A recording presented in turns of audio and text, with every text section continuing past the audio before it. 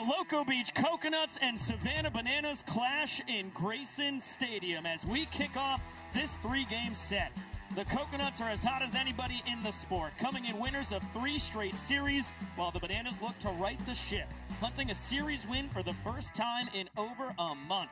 And it is Aces Wild tonight. The number 2 overall draft pick, Drake Fontenot, gets the ball for Loco Beach as the Nanners counter with their first rounder, the number 4 overall draft pick, Mr. Austin Drury. Can't think of a better place to be tonight than virtual Banana Land. Happy Thirsty Thursday, everybody. The 10-10 Coconuts against the 12-6 Bananas as we bring you inside with Josh Talevsky, Biko Scala. Once again, happy Thirsty Thursday. Thanks for spending it with us here in the BTV world. Josh, what a collision of teams here. The first time the Bananas and Coconuts have played since late March in San Diego, and 2 teams trending in opposite directions. Coconuts winners of 3 straight series. The Bananas trying to right the ship as they have not won a series since April 11th and 12th in Chapel Hill. And this is very much a power-on-power matchup when you consider that the Bananas are still the best pitching staff in Banana Ball this season. Meanwhile, Loco Beach can attribute so much of their success to the offense throughout this season. Jordan Brewer, Tanner Allen, Dane Toughlin, a lot of these guys swinging really hot bats right now for Loco Beach.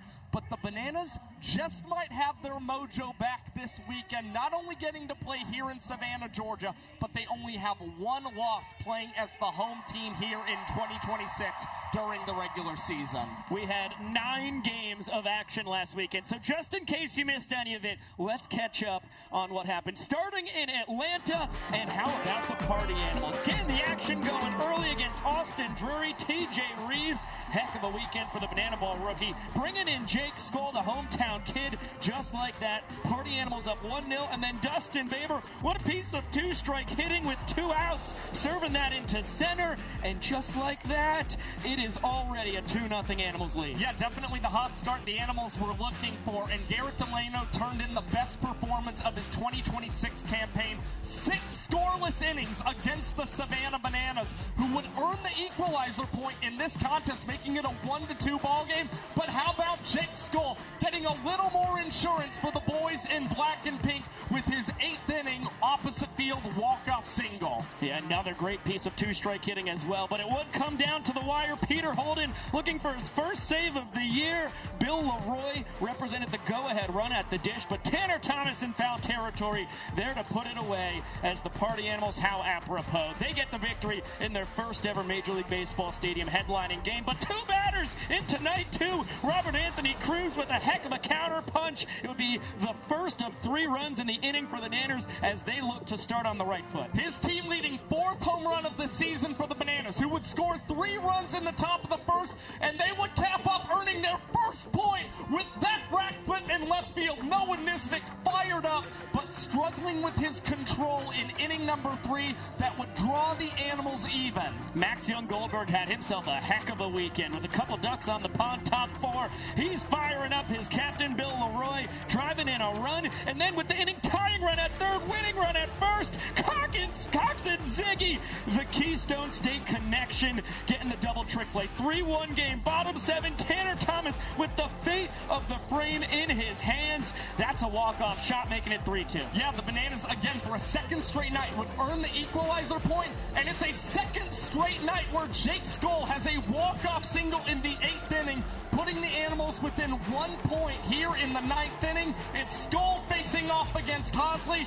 and how about Ty Jackson? A warning track grab to draw the Nanners even with the Animals in Atlanta and force a Game 3 rubber match. And TJ Reeves getting the offense going early once again. How about that? He's got the inning-winning double, bringing in Jake Skoll, nursing that sore right hamstring all the way from first base. Heck of a hustle from the 6th-year Party Animal. And then Ashton Lansdale, the pride of Marietta, Georgia, 10 minutes from Truist Park. She has the specialty walk-up and walk-off to win inning number 2. Now, you want to talk about special. It's Riley Green, the country music star, getting a pinch hit at bat for the Bananas, down 0-2 against It's Drew Gillespie, and he legs out the single, and it would lead to a big Nanners rally in the 5th inning. Max Young-Goldberg roping this banana ball into right center field, and the Nanners would finally earn their first point of the game against Drew Gillespie and chase him out of the ball game. But not content with just that, they put 2 runs on the board in the 6th. Jake Skoll drives in Bloomer. Hampton thinking about tying the inning, gets gunned down by rack heads-up defense by the Bananas. A back pick on Hampton to make it a 2-2 game, but then Tanner Thomas bouncer to short. You'd think it should still be 2-2. Oh, Cox, the throw goes offline. Swan comes in to score. Party Animals back ahead. But the lead wouldn't last for very long. Kyle Jackson facing off against Dylan Porter, top 8.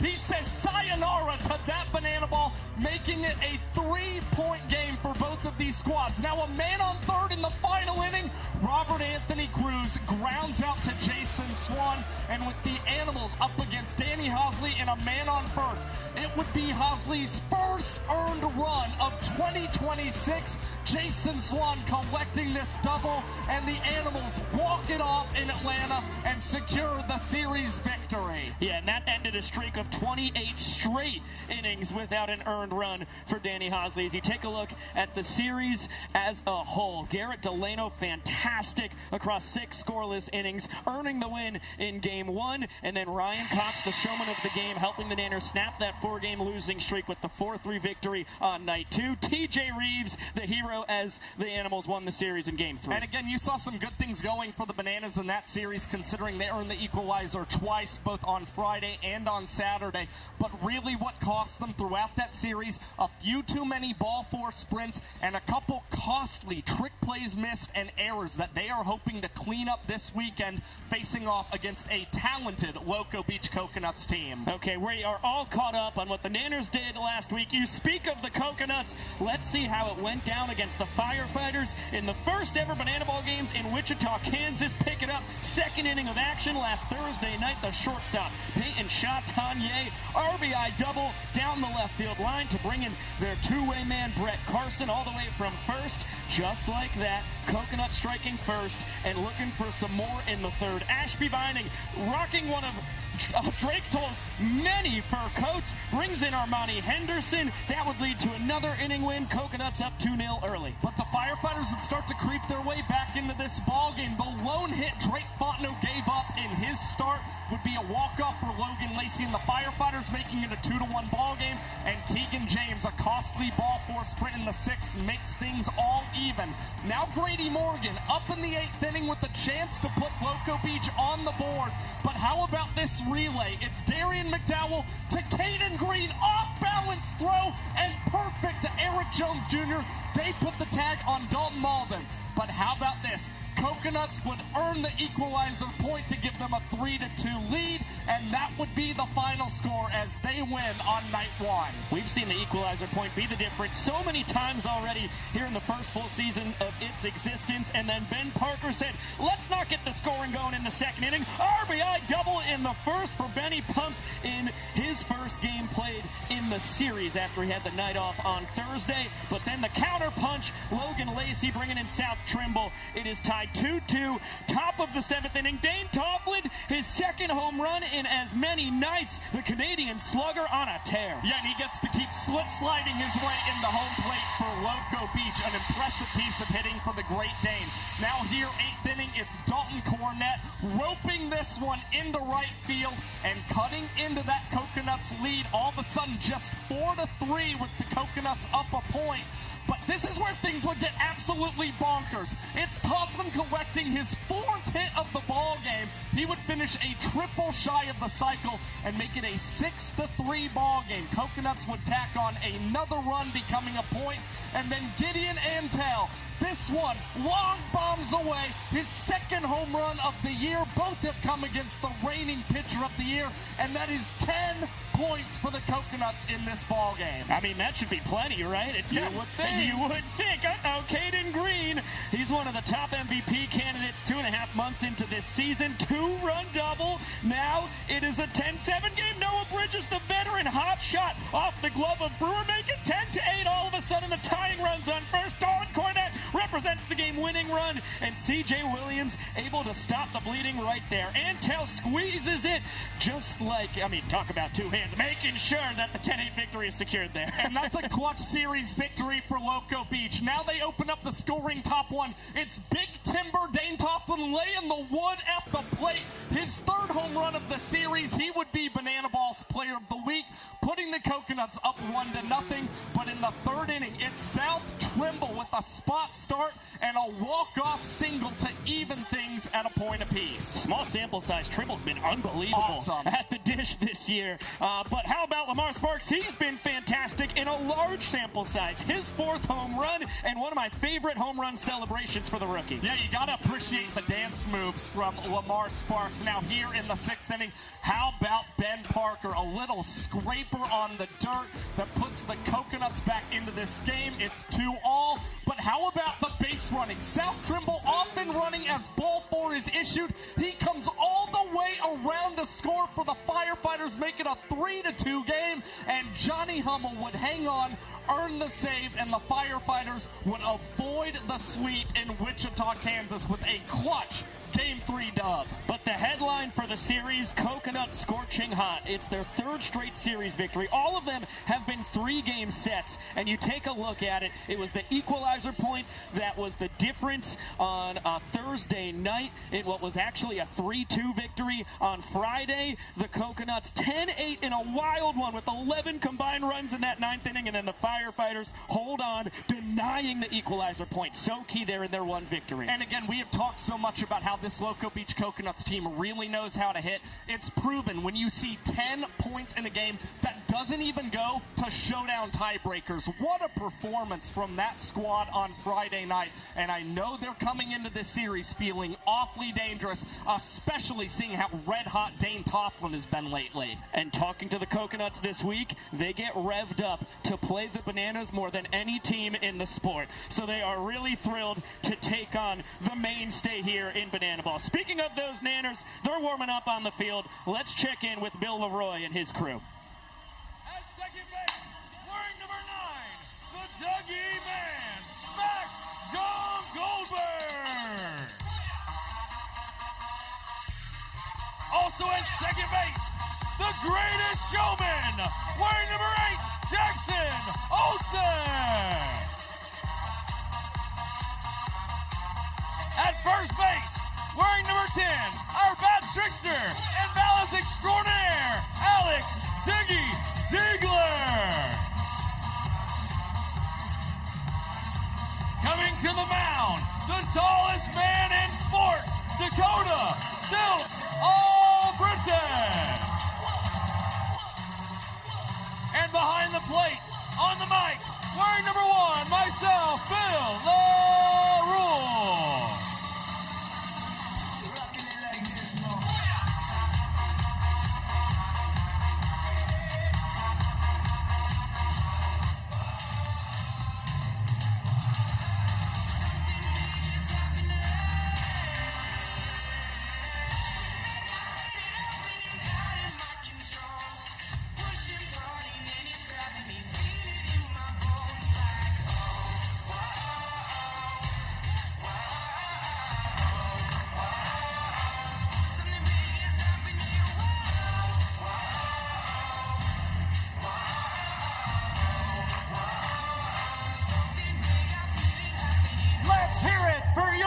Savannah Bananas! Savannah, Georgia. Get your hands in the air and get your spirit fingers wiggling, because it's time for the most storied tradition in all of Banana Ball. This tradition goes all the way back to the very beginning, 2016. And since that fateful day, this tradition has brought nothing but good vibes and good fortune for the Savannah Bananas. That's right, ladies and gentlemen. It is now time to meet tonight's Banana Baby. This is Micah. He is 4 months old, 16 pounds, and very upset that the sun is hitting him in the eyes. Soak it in, Micah. And keep the good vibes and the spirit fingers going here tonight in Grayson Stadium. Give it up one more time, ladies and gentlemen, for tonight's Banana Baby, Micah!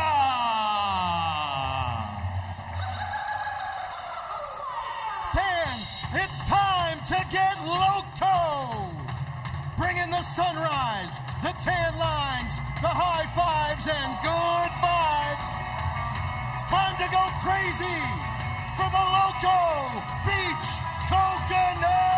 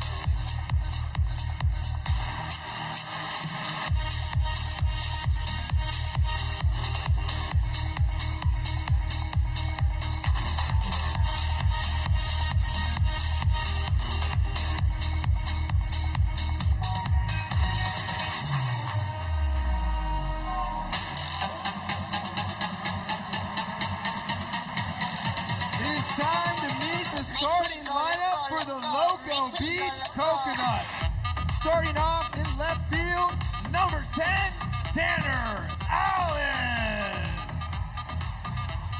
At third base, it's the great Dane Coughlin. All right, and while we're meeting the Coconuts team, let's catch up with Sam Bauman, chatting with Ziggy a little while ago about his resurgent 5th year here in Banana Land. Hey guys, look who I found on first base. Alex Ziegler, the designated fielder for the Savannah Bananas. You might remember he was known as the Bat Trickster, but the guy's making a living doing just this, using his glove. He can't stop, in fact. Ziggy, what's it mean to have kind of rebranded who you are and kind of how important it is to have you right here on first base? It's been unreal. You know, I kind of pioneered the trick plays at first base a couple years ago, and now we got a whole bunch of guys doing it. I've been doing these trick plays since I was about 15 years old with my dad in the backyard, and here I am now doing it every day with the Bananas.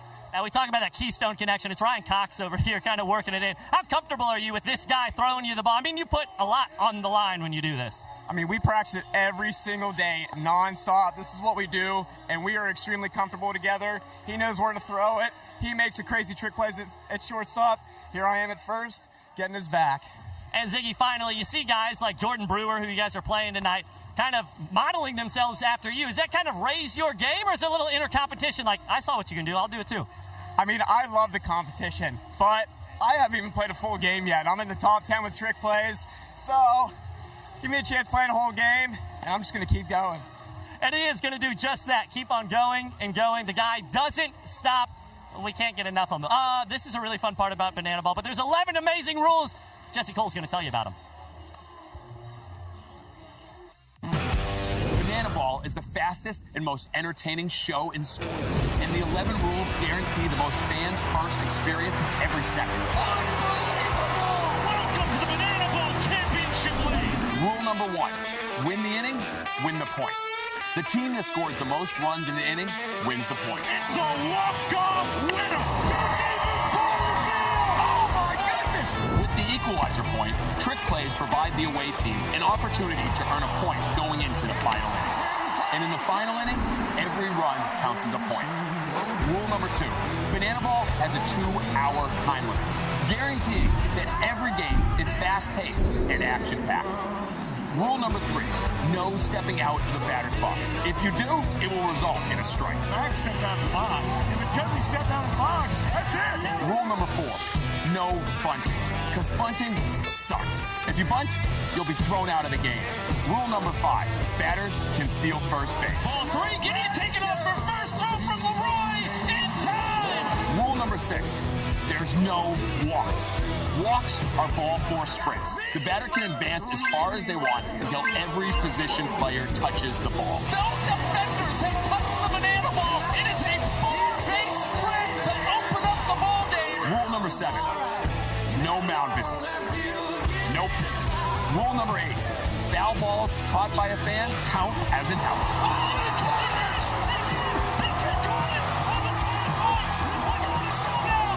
Rule number 9, the showdowns. In showdowns, the best of the best face off in the biggest moment. One hitter versus one pitcher with one fielder behind him. And the hitter has to score. Rule number 10, the banana ball challenge rule gives the coaches and you, the fans, a chance to impact a call on the field. Rule number 11, the golden batter. Once a game, each team can give any player an at-bat, regardless of the lineup. This offers the biggest matchups on the biggest stage. Big on big. Let's go! Let's go! Let's go! Get out of here, ball! That's And those are the rules of banana ball.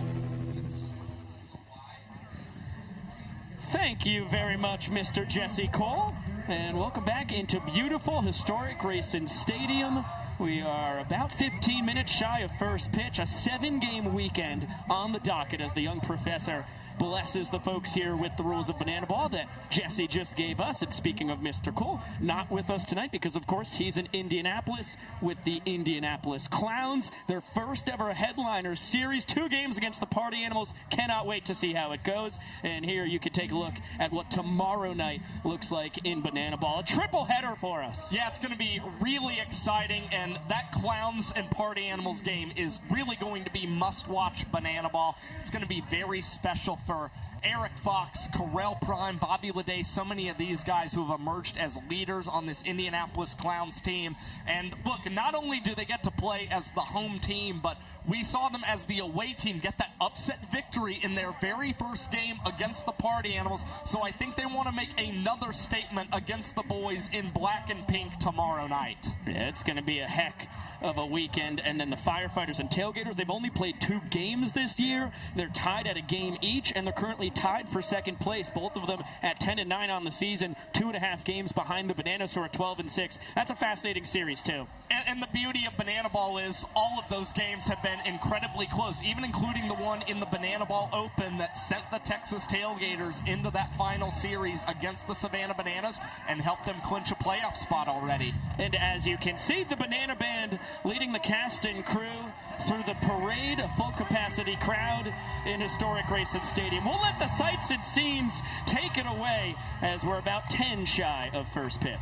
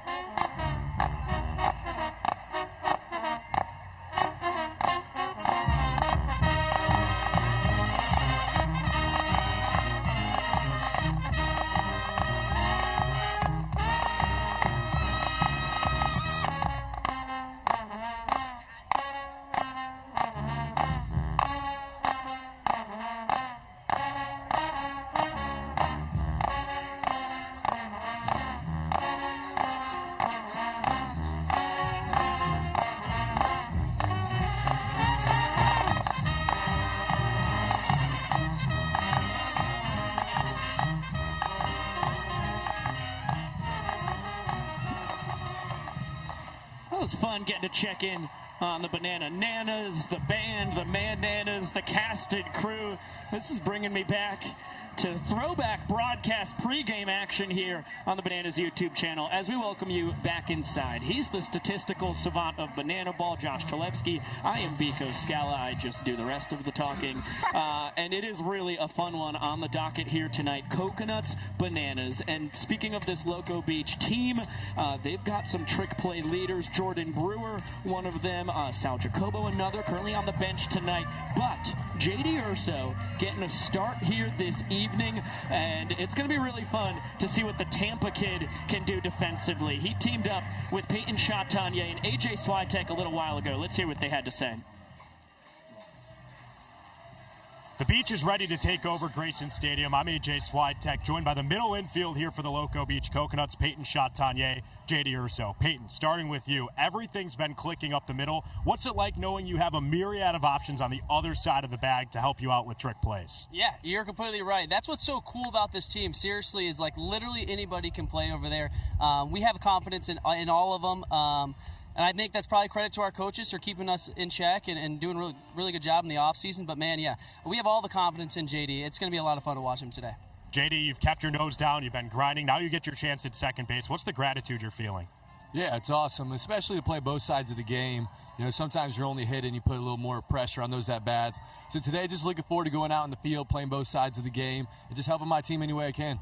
Peyton, you're a guy who has experience playing both second base and shortstop from your college playing career now to here. Does that knowledge help you turn double plays with guys on the other side of the sack? Yeah, absolutely. Even times I'll go over there during practice just so I can get a feel for like exactly where I would want to feed if I was over at short, or if I was playing second, if I was one of those guys, where would I want to, the feed, same type of thing. And truly, all of us are just athletes, so we can play anywhere. JD could pop over to short at some point in this game. It wouldn't even matter.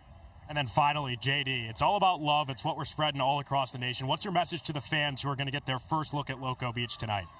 Yeah, coming here at Savannah, our first home game, technically the away team, but home game for us because we're bringing the beach to everyone here. A lot of people are going to show up in yellow and leave in some teal today, baby. We're bringing the beach, we're bringing the teal, and we're bringing the love to you. Back up to you, Biko and Josh. Thank you very much, AJ. Take a look at what the Coconuts did last weekend trick play-wise. 28 for 29. That's pretty darn impressive. They went 25 for 25. That's still the most trick plays on a weekend without missing one. That was just a few weeks ago against the Tailgaters in a series. They took 2 out of 3 in. And then you see the Bananas are the only other team this year who has even had a series without missing a trick play. I mean, the thing that makes this matchup so intriguing is that it's 2 of the trickiest teams in Banana Ball, and they're so successful at doing so. And the Coconuts a weekend ago saw 7 trick plays from Peyton Chatagnier on Friday night, a new franchise record. He was a guy who really led the way for them. And you don't want to forget about Jordan Brewer's impact at first base. 40 trick plays this season, and he's had one in every single game this season except for one. Unbelievable stuff from Jordan Brewer. Meanwhile, we touched on this record from the Coconuts, 25 trick plays, 0 missed against the Texas Tailgaters. The Bananas, when they played against the Tailgaters in Navasota High School and College Station, Texas, did not miss a single trick play in that series. So the slightest missed trick play in this contest could really loom large when it comes to the potential of an equalizer point hinging tonight. Yeah, it's so much more impressive when you think about this Coconuts team has 19 rookies on it, and they've been this impressive when it comes to trick plays. All right, let's get a little more fired up. For that, we get it on down to the young professor for our hype intro. Ladies, gentlemen, boys and girls, and potassium enthusiasts from around the world.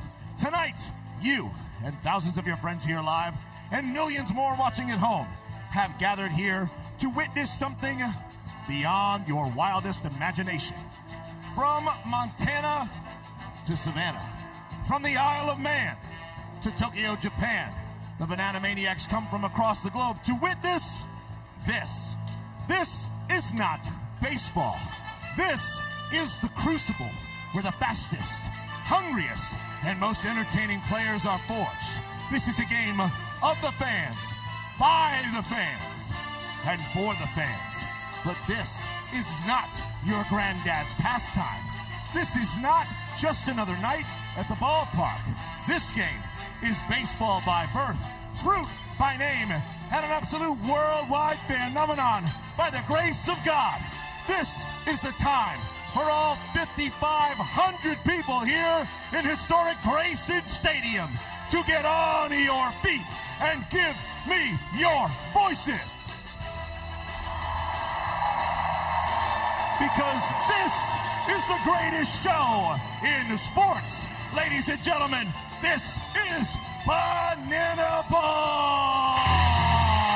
It is time to meet the starting lineup for your Savannah Bananas. Leading off, the extra hitter number 5, DR the Doc Meadows.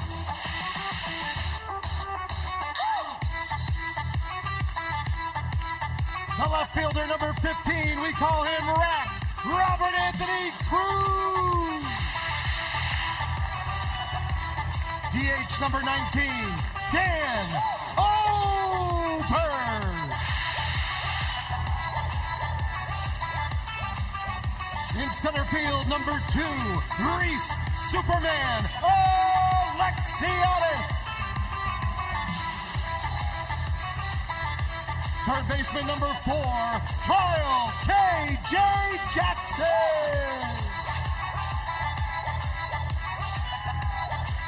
Behind the plate, numero 1, Bill Leroy.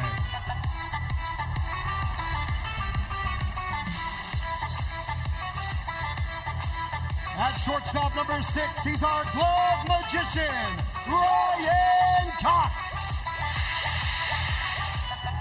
Right fielder, number 7, Ty Two-Fly Jackson. At second base, number 8, our greatest showman, Jackson Olsen. And at first base, number 9, Max Young Goldberg. On the mound for your Savannah Bananas tonight, number 11, Austin Drury.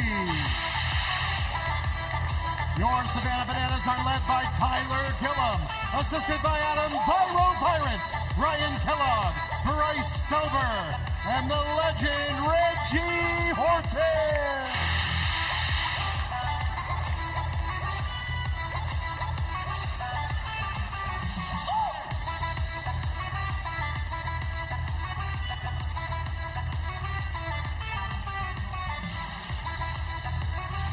Ladies and gentlemen, at this time we ask that you please rise if you're able and remove your caps. Here to honor America with the singing of tonight's national anthem, please welcome to the field, Emma Charles Townsend.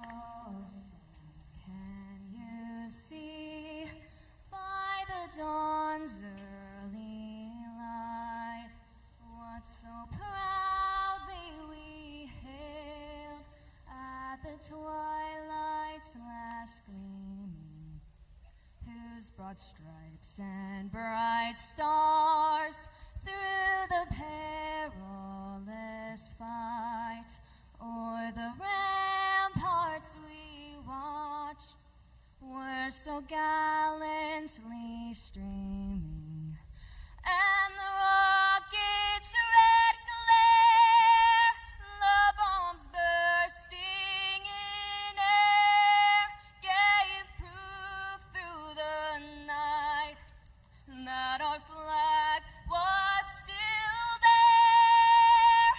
Oh, say does that star-spangled banner yet wave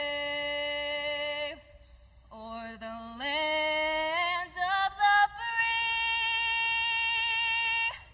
and the home of the brave. Ladies and gentlemen, Emma Charles Townsend. Wonderful rendition of the national anthem. And we get ourselves the third ever meeting between the Loco Beach Coconuts here in their first year as a franchise and the Savannah Bananas, the mainstay of the sport here in year 11. The Nanners 12-6, a 2.5 game lead over the Tailgaters and Firefighters for first place. The Coconuts 10-10, the most games played in the sport this year. 3 games back of the Bananas, currently sitting in 4th place. And a heck of a battle on the docket here tonight. Take a look at the defensive alignment for the Nanners. Left to right in their outfield, it's Robert Anthony Cruz, Reese Alexiadis, and Ty Jackson. Third to first in the infield, Kyle Jackson, Ryan Cox, Jackson Olsen, and Max Young Goldberg. Bill Leroy behind the plate, and Danny Hosley, his first game as the designated fielder this year. Yeah, your eyes do not deceive you. It's Danny Doolittle who's getting the start at designated fielder. Should spend the majority of time in right field for Ty Jackson. Tyler Gillum and Adam Byron, they think the Coconuts are going to hit a lot of fly balls in tonight's contest, so they're banking on having Hosley out there, who they say is just about automatic when it comes to his trick plays as an outfielder. And meanwhile, Ryan Cox, in 4 games in the month of May, has 3 trick plays in each of them. He has been red hot lately, but he's got to cut down on a couple miscues, as we saw 2 errors from Coxie last weekend that led to walk-offs for the Party Animals. And I'll tell you what, with Hosley as the designated fielder, Alex Ziegler is in the building tonight. I think you could bet on a specialty walk-up for the Zigster, the Bananas bat trickster. That'll be fun to see. We haven't got to see him swing the stick too much this year because he's been so gosh darn good with the glove.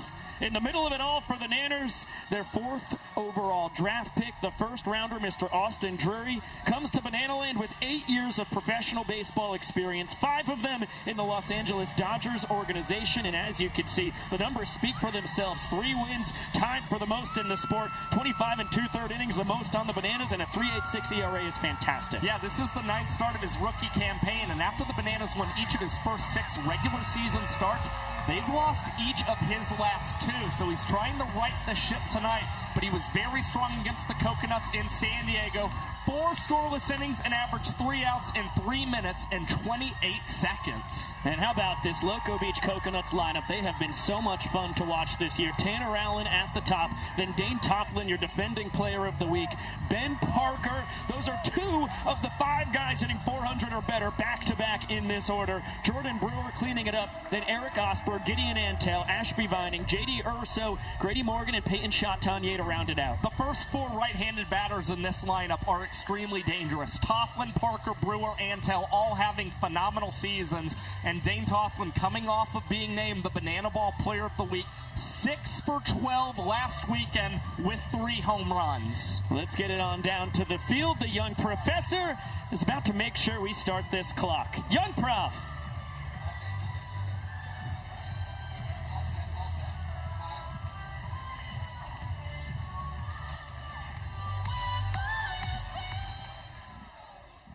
Ladies and gentlemen, it's time for the moment you have all been waiting for. When I count to 3, I need everyone here, as loud as you can, to say, "Start the clock." In 1, 2, 3. Showtime!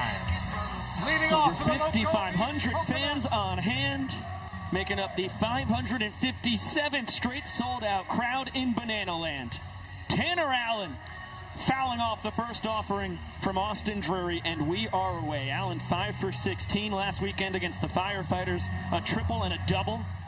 His 4 home runs tied for the team lead. His 4 triples leading everybody in the sport. Same goes for his 14 extra base hits and 56 total bases. You can't ask for much more from the Coconuts second rounder. Yeah, he has been unbelievable. Currently riding a 5-game hit streak as well for Loco Beach.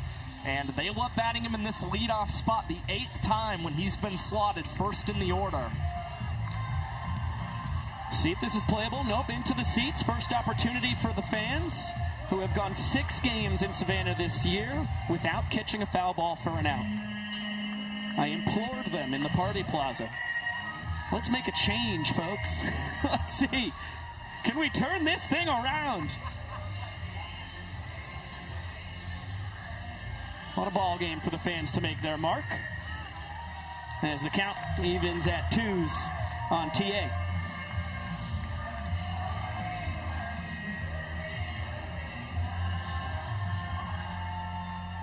Swing and a miss, tied up on the fastball. Allen back to the dugout. Drury, his first K. And Drury just continued to stick to gas against Tanner Allen, just going power on power against the big left-hander. And for AD, That's something he didn't experience a weekend ago in Atlanta, Georgia. He did not strike out a single party animal across 4 credited innings. We got ourselves an owl sighting. Dane Toffland coming from the bus, expecting some precipitation. Good to see the legendary Bananas and now Banana Ball bus driver. Owl featured. Oh, okay, it's Fortnite. Yeah, that makes sense. He got off the battle bus, my friend. He's dropping into the island. Really dropping, boys. Did not realize Owl was the driver of the battle bus. I hope Dane thanked him.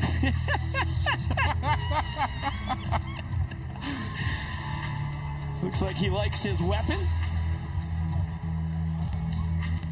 Oh, no. Oh, no. Zach Smith hacked, and he is down. Wow, getting emoted on. Blake Benson joining in on the fun. Get that guy a chug jug. This is the original skin here for Dane Toffland, too. Oh, he's about to get some shield. That looks delicious. Some Reginade. That's 50 points of shield right there. Reginade actually comes with a ×2 multiplier. Oh, wow. Yeah, it's true. I heard that's coming in the update. Okay, all right. Take a look at the numbers. It's video game stuff so far for the great Dane. Here in his first year in the sport as the fastball gets the inside corner. He is my pick for steal of the inaugural Banana Ball player drafts. 55th overall in the 7th round out of Grand Prairie, Alberta, Canada. Drury ahead 1-2 now. 6 for 12 with 3 homers and a double last weekend. 7 runs driven in as that fastball misses down and in. And on a 20-game on-base streak to start his Banana Ball career. I mean, there is nobody who has been as consistent as Dane Toffland, who swings through the heater from Austin Drury. And now it's Drury hitting some Fortnite moves on the pitcher's mound to celebrate the K. Oh, AD. He's got the gas early on tonight. Good old country hardball. Hit it if you can. He's doing his best. Yeah. He could maybe learn a thing or two from Rack. I don't remember seeing that in the Fortnite shop, but okay. Oh, how about that? Will Etheridge got the pickle going on in the background. What a night for Banana Ball. Ben Parker digs in. Talk about video game numbers as he expands the zone and is behind 1-2. Hitting .412. Team leading .529 on base percentage. Poked out to right. Danny Hosley as that designated fielder. Behind the back comes up empty. Parker can really fly. He's already around second. And he's going to get a stop sign from Mark Crocco. 3-base trick play missed. The first trick play missed in 4 attempts this year from Danny Do-It-All. And the Coconuts, after 2 Ks, golden opportunity to strike first. Yeah, awfully surprising to see from Danny Hosley. You see the sun shining on him. He's got a lot of shadows that he's playing with in right field, making things incredibly tricky for the Bananas designated fielder. And now Jordan Brewer up at the plate, a very dangerous man, tied for second on tour with 24 runs batted in, and dribbles this one to AD, who turns, fires, and in time to Max Young Goldberg at first base. Despite the trick play missed, it's a shutout frame for AD in 4 minutes and 3 seconds. Well, exactly what the Bananas wanted to see out of their ace. He picks up his right fielder as you get another look at the athletic play from Austin Drury, hopping off the mound and getting a strike over to MJG. A goose egg for the Coconuts. Here's their defensive alignment, left to right in the outfield. TA, Grady Morgan, and Mr. Antel. Third to first in the infield, Toffland, Chatanier, Urso, and Brewer, with Vining handling the catching. Well, Brewer's going to be the difference maker in this game for Loco Beach. Again, he has a trick play in every single game this season, aside from one. Currently on an 11-game trick play streak for the Coconuts. Meanwhile, Grady Morgan had his first 2 trick plays of the season last weekend, and now he draws his first career banana ball start in center field. This is awfully exciting for the rookie banana ball player. And in the middle of it all, it's the 6'5" righty and number 2 overall draft pick, the first rounder Drake Fontenot, out of Bossier, Louisiana. 6 years of college, finished with 3 years at Delta State, where he was the Gulf South Conference Pitcher of the Year last spring. And though it was a rocky start to his Coconuts career, he is settling in wonderfully, leading the team with those 23 2/3 innings pitched, and the 4.18 ERA keeps getting lower. And in his last start, 4 2/3 innings pitched, only allowed 1 hit, an unearned run, and struck out 2 guys, averaging 3 outs in 2 minutes and 41 seconds. He was working quicker than he had all season long. Yeah, heck of an outing from Fontenot. As you get a quick look at the Bananas starting lineup, the doctor, the only man truly due to swing it here in the first, just in case he has his second home run of the season. And then it's Rack, Oberst, Alexiadis, KJ Leroy Cox, Ty Olson, and young Goldberg to round it out. So Drury and the Bananas defense put the pressure on Drake Fontenot. Nice front door bender to start his evening. DR hitting .351 here in his 4th World Tour, as he does not bite on that fantastic slider from Fontenot, part of a 4-pitch mix. Liner past Tofflin into left. And DR sets the table. Inning-winning run aboard. 3 pitches into the bottom of the first. And that's the start that the Bananas desperately need from DR Meadows. Has not had a lot of success batting in the first inning of play this season, actually batting below 200, but stayed through that banana ball, was almost nearly too early on it, and set a leadoff single in the left. And JT Sokolov is back and healthy for the Bananas, and the designated runner now at first. Sight for sore eyes for the Nanners. Sokolov, their designated runner after Malachi Mitchell held down the position for 5 years. And he only got to play in 4 games this year, as he's promptly picked off in a pickle.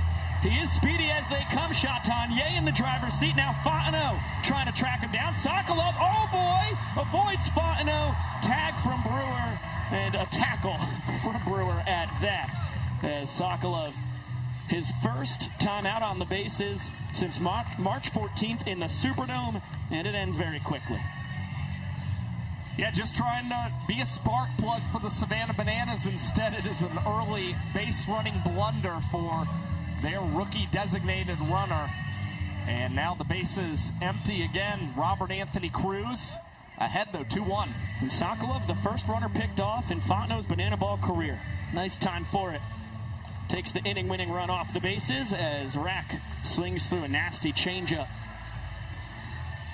Gotta look out for sinker, slider, curve, and that change, as it's another changeup, another swing and a miss. And Fontenot boogieing on the bump, celebrating his first punch-out. Well, the Coconuts, if they did their homework, know that that 2-strike changeup can really pay massive dividends against Robert Anthony Cruz. You've seen Brett Helton, Garrett Delano, a lot of guys find a lot of success against Cruz throwing that pitch in that situation. And now Fontenot comes away with his first strikeout of the night and misses high and outside to Dan Oberst. Danny O, that .385 batting average you see, best on the Bananas as he chops this one to short. No play. Infield single for Oberst, who paced the Bananas with 6 hits through 14 at-bats last weekend in Atlanta. And now is up to a team-leading 26 hits for the Savannah Bananas this season. And how about Peyton Chatanier? That is incredibly impressive that he did this little tip feed to Dane Tofflin, trying to potentially gun down the Bananas DH. And it still goes down as a single with the speed from Oberst. And Dan is off. Vining's throw offline into center field. Oberst in about face, and he'll scamper over to third. after the third error of the year on Ashby Vining, means the inning-winning run is now just 90 feet away. And all of a sudden, this is a spooky inning. 2-0 count on Reese Alexiadis. And look, this is certainly a strategy for the Bananas this weekend. They ran all over the Loco Beach Coconuts in San Diego, had double-digit stolen bases against this squad. And now, if Fontenot cannot locate here against Reese Alexiadis, it's an early point for the Nanners, as that's ball 4. Alexiadis earns the sprint, and Oberst, with help from his base running, plates point number 1 for the Bananas back here in Grayson Stadium. Well, exactly what this Nanners needed as they try and slow down their skid. Still 12-6 on the season. The number 1 team in the sport. But coming out of this Banana Ball Open, they have lost 4 out of their 5 games. All of them as the away team. And 1 inning in as the home team, in which they have been 7-1 on the season. And it's exactly what the fellas in the yellow pinstripes needed. And you take a look. In this Banana Ball Championship League, best MPI as the home team, best ERA, fewest amount of ball force sprints, and the best strikeout rate as well. Yeah, you've just seen when this team gets to start with the ball from the get-go, their pitchers just feel a lot more confident. To see that earned run average below 5, the tour average right now at 6.8. That is an unbelievably impressive mark, and you see them stay in the zone so much better as the home team as well. And I tell you what, as good as the Bananas have been as the home squad, the Coconuts have been the best team in the sport as the away team. Most hits and most extra base hits, and take a look at that plus 13-point differential. Well, being able to score so many points in the 9th inning the other night against the Firefighters certainly helps with that point differential. Nonetheless, this team just flat out rakes 55 extra base hits for this squad when they play as the away team, and nobody has won more games as that away team than Loco Beach with 8 of them. A point earned for Austin Drury after he picked up a pair of Ks and pitched around the 2-out trick play missed to put up a scoreless first inning. And now it's Eric Osberg, Gideon Antel, and Ashby Vining due to swing it to kick off the second. And a really fun battle here.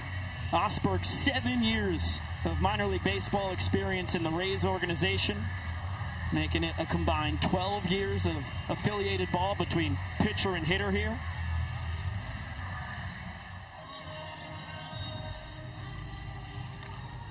As the fastball just misses up. Hunter Ives, the home plate umpire, here to kick off this 3-game set.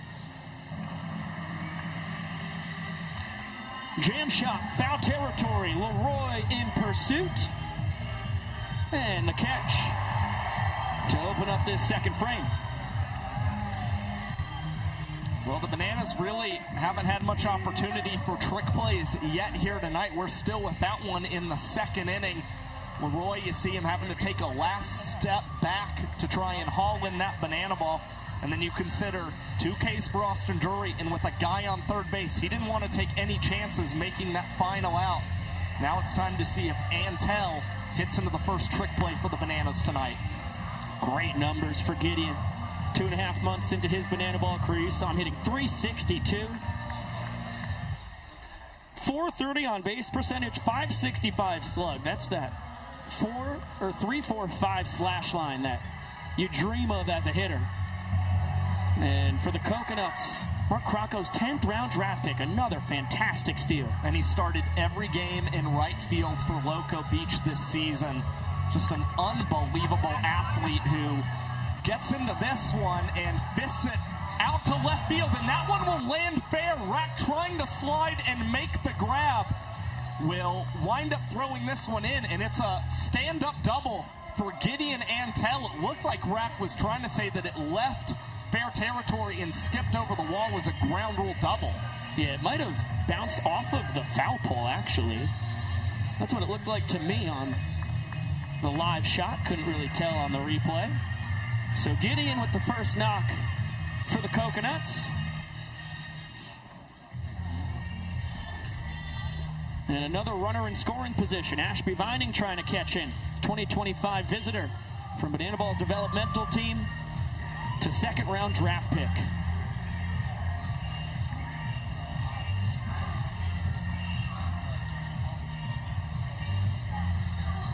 As that's a sword. Check down to first. Yes, Kelly Dine confirms Vining not able to hold up. Nasty bender from Drury, as he's got 3 strikeouts now. Yeah, and that one coming on 3 pitches for AD. You see the strikeout stuff back for the left-hander. Only struck out 2 coconuts in his first start in San Diego, already with 3 tonight. Up to 31 on the year. Trying to hunt down Brett Sanchez and Chris Clark, tied at 35 apiece for the tour lead. Fantastic pitching trio with Christian Davis for the Texas Tailgaters. As it's a ball and a strike on J.D. Urso. Only got 2 plate appearances a couple weekends ago. Earned ball 4 sprints in his last game played offensively against the Party Animals. Did not swing the bat last weekend in Wichita. This one's fair! Down the right field line, and excuse me, swing. And he's going to trade places with Antel as the Coconuts have a run here in the second. This is only the 4th start of the season for J.D. Urso, and he picks up his 4th hit of 2026. A big opposite field knock for the rookie out of Tampa, Florida, putting Loco Beach on the board in the second.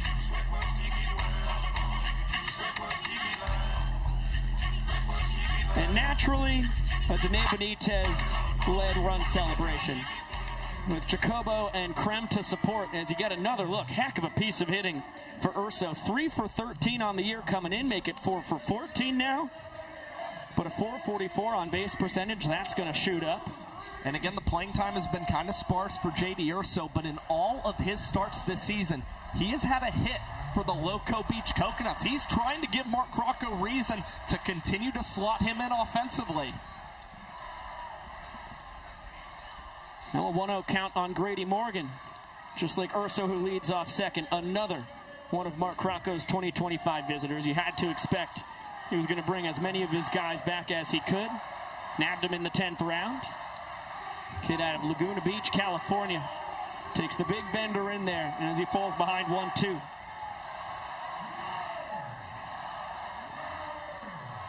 And the Dunkin' Donut hitter goes down swinging.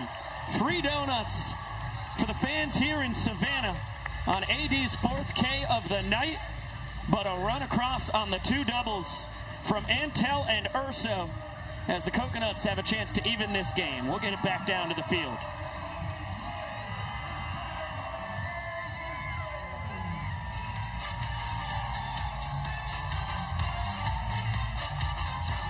And down to the field we go. First base side, Young Professor. Here in Banana Land, we love love. And maybe more than that, we love putting love to the test, which is exactly what we are going to do right here and right now. Because I have 2 couples. I've got Michael and Michael here, and I've got Brianna and Emma over there. And here's what's going to happen. When I say go, these fellas are going to take off from first base. They have to run to second base, pick up their wives in their arm, run with them over to third base, where they have to switch, and the ladies are going to have to finish it out. This is called swept off your feet. Fellas, let's turn around. Let's lock in here and get ready, because on your mark, get set, go! They're off. Michael and Michael, neck and neck here, picking up the ladies. Michael and Brianna have the, they go down. Good hands, good hands. Good recovery. Now things get interesting. There goes Emma. And here comes Brianna. Emma with the strongest legs I have ever seen. A blowout victory in swept off your feet. Give it up for your winners, Michael and Emma. Impressive work from that promo-winning couple. Oh, no. Shaboinga. Ping-pong. Yowks. Oh, man, that's going to be a tough car ride home tonight. Oh, no. Kyle Jackson leads off the home half of the second. Coconuts have a run. Bananas lead the game 1-0. You can see KJ hitting .357, a 1.151 OPS. The OPS leading the Bananas. He's tied for the team lead with his 4 homers. He's pacing the squad with 10 extra base hits, as he picked up a pair of them this past weekend in Atlanta. Only 2 for 9, but a homer and a double.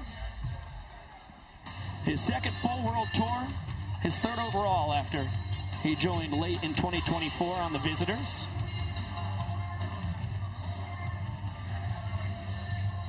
Just continues to get better, as he's got a ball and 2 strikes on him now. 4 walk-offs coming in. He's was tied with Alexiadis for the team lead. Super Reese has separated himself after walking off the first inning. And look out. Wow, KJ somehow avoids getting plunked there as the count is even at 2-2. Yeah, really having a pirouette out of the way of that banana ball coming out of the hand of Drake Fontenot. This one cranked but foul down the right field line. Well, you see, even with that foul ball, so much more power from Kyle Jackson this season. Had only 3 home runs in 71 games a year ago. Has 4 in 17 for the Bananas this season, and hits a laser beam over the leaping glove of J.D. Urso into right field. A leadoff knock for K-Jack. So the inning tying run is on as Adam Virant whispers secrets, I can only imagine, into KJ's ear. And now Bill Leroy digs in as the inning winning run. The 9-year Nanner coming off a 1-for-7 weekend. His lone hit a double in Truist Park. The numbers still superb here in his 5th World Tour. Hitting .345, reaching base at a .419 clip. Another guy who's aged like a fine wine in Banana Land. Had a lot of success against the Coconuts when these teams squared off in San Diego. Started quite the hot streak for Bill Leroy, who was 3 for 7 with 2 sprints and 4 runs batted in against one of these Banana Ball expansion teams. Fontenot checking on KJ. Smart decision. Kyle Jackson, who gets some more attention. Perfect 6 for 6 on the year in his stolen base tries.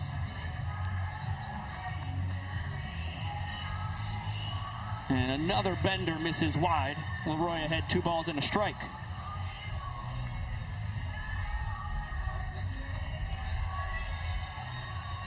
Sinker just misses high. Dangerous 3-1 pitch coming. Bill, 2 home runs so far. KJ off on it. Liner into center. It's going to fall. Perfect read by Kyle Jackson, who falls down. And now he's trying to hustle to third. He's caught in a pickle. Toffland in pursuit. He will make the tag. That is a massive first out for the Coconuts. KJ looked destined to set it up first and third before he took a spill.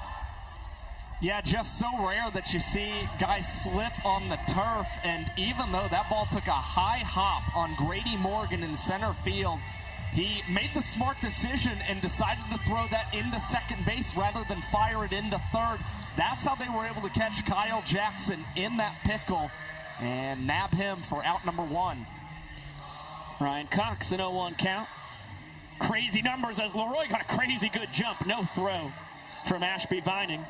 Leroy, his second steal in as many tries this year, and the second stolen base already in the ball game for the Nanners.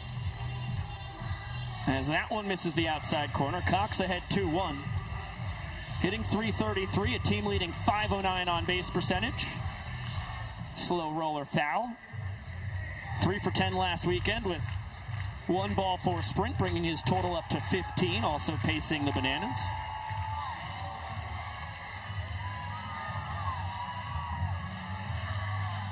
The 2-2. Swing and a miss. Heck of a bender from Fontenot for a huge K.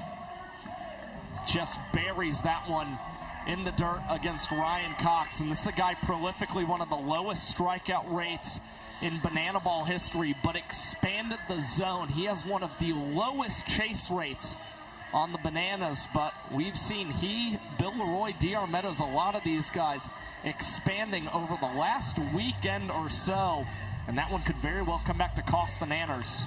Ty Jackson fouls this into the parking lot, evening up the count. 1 for 6 with a sprint last weekend against the Party Animals. And a chopper, Chatagnier between the legs, floated over to first. A trick play to put a bow on a point, as the Coconuts have knotted this game up at 1-1. And have the first trick play for either side as they hunt the equalizer point tonight. Heck of a job by Fontenot. Able to strand the inning tying run on second. As you get a look at the standings here, 56 games into the inaugural season of the Banana Ball Championship League. The Nanners still a 2.5-game lead over the Tailgaters, who of course have clinched the playoff spot from winning the Banana Ball Open back in mid-April. Firefighters right there, and the Coconuts just a half game behind them. Party Animals and Clowns currently on the outside looking in, but reminder, we're 56 games into a 183-game season. Right, and you've seen Loco Beach. They missed the Banana Ball Open. They were quite disappointed in that. They have rattled off series win after series win since there, and Mark Crocco, when he found out he was eliminated, talking to him, he was like, we are going to be better. Just watch us. And now this team currently in a position to make the Banana Ball playoffs. And Austin Drury, through 2 innings of work, he has ceded a point while earning one in the first along the way. 4 strikeouts. 2 in the first, 2 in the second. And the fastball, the primary weapon of choice to rack up his Ks so far tonight. You see the back foot bender, nasty though to Ashby Vining. And you're seeing a lot of emotion out of Austin Drury. Not only the Fortnite dance, but you're seeing some other dance moves from Drury. And he's coming off the mound rather fired up for these first 2 innings, although I'm sure certainly disappointed in losing that point an inning ago. Drury, a guy after he was nabbed in the 34th round in 2018 by the Los Angeles Dodgers after his junior campaign at the University of North Florida, just 2 hours down the road in Jacksonville.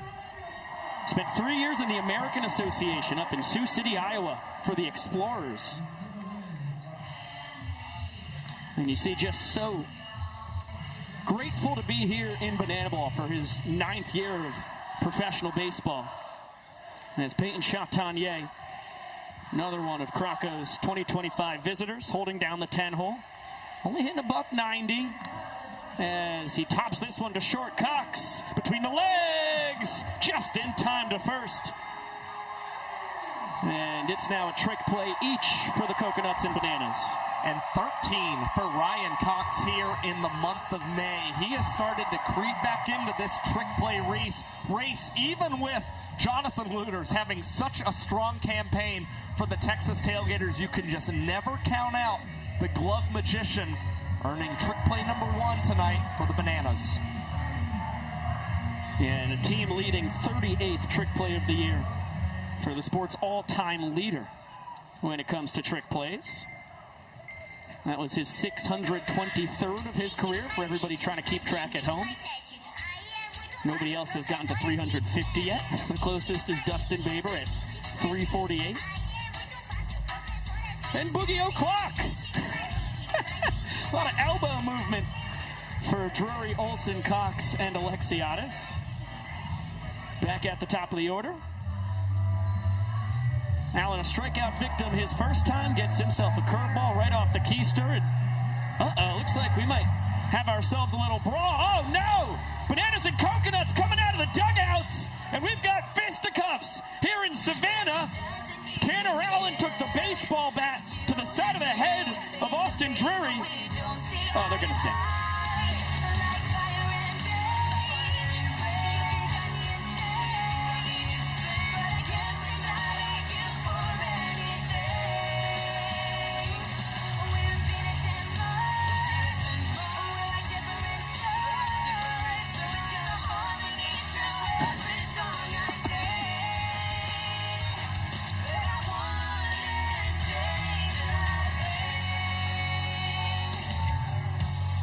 Oh, man, you could really feel the passion between Connor Harris and Peyton Chatagnier on that. They're kind of the perfect size to hug one another. It's beautiful. Also, Kelsey Whitmore, really good ground and pound on Danae Benitez. Well, I'll tell you who was probably really happy to be engaged in that fake brawl. Alan Sadoff for the Savannah Bananas. There was nobody who was doing more shadow boxing on Banana Land at Sea than the Bananas rookie right-hander. Yeah, he has parlayed that into the season as well. Good chance you'll see him boxing against a make-believe opponent If you take a look at Sadoff in the background of any shot, he just really likes doing it. And it, you know, it gets Kyle Lewis and a bunch of other teammates just absolutely laughing their tails off. Well, he took the words out of my mouth as it's a 1-2 count on Dean Toffland. Yeah, Cowboy Kyle has encouraged the shadow boxing immensely from his rookie righty. Another hit batter. And that one, a back foot bender in the literal sense. So Allen and Toffland are both plunked. And you get a good example of one of the only problems Austin Drury has had. That's his 8th and 9th hitters hit this year, 3 more than anybody else in the sport. Oh man, that was off the back knee. That's actually incredibly painful. Yeah, and you see Toffland now off the bases. Armani Henderson in as the designated runner at first. And now Ben Parker will lift this one into shallow center field. That dropping in front of Alexiadis. Getting the wave from third and scoring is Tanner Allen. And the Coconuts now with runs in back-to-back innings against Austin Drury. A heck of a job by Benny Pumps, capitalizing on the back-to-back hit by pitches given up by Austin Drury. Got jammed, but able to muscle it into center for the knock. TA comes around to score his 19th run of the year. And still 2 ducks on the pond. And now for Jordan Brewer, the team leader with 24 stakes so far this season. Can't ask for much more when it comes to the Coconuts from their 4th rounder out of St. Joseph, Michigan. Sound like a broken record, but another one of Mark Crocco's 2025 visitors.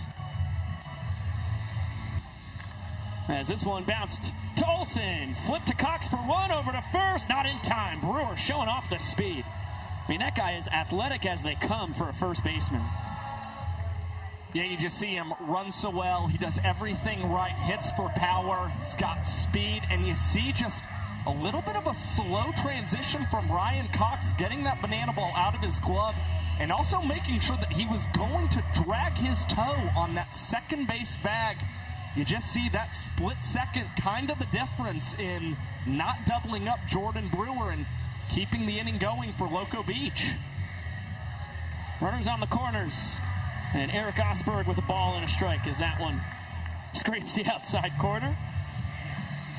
Osberg not thrilled with the call from Ives. And another fastball, this one fouled straight back. Proud of Florence, Massachusetts. Wants it back. Henderson leads off third, Brewer off first, 1 run already home. Here in the third, Osberg wants more. And another fastball, pretty much identical to the previous pitch. And you see Osberg asking Hunter Ives, that was up, right? Hunter says yes. Eric will pop up his first time.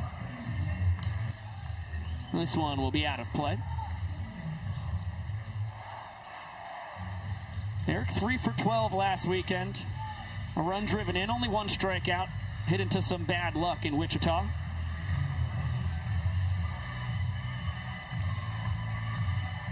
As Brewer is off, but it's a strike 3 called. Beautiful bender from AD. His 5th punch out of the ball game as he leaves them on the corners. But the Coconuts capitalize on the 2 hit batters. They've got a run for a 2nd straight inning and a chance to jump ahead in points. As we'll get it down to Jolie Chabala for Bananas Foster Family of the Game. There are over 400,000 children and teens in foster care without a permanent home. To raise awareness and support this community, we created Bananas Foster, the official nonprofit of Banana Ball.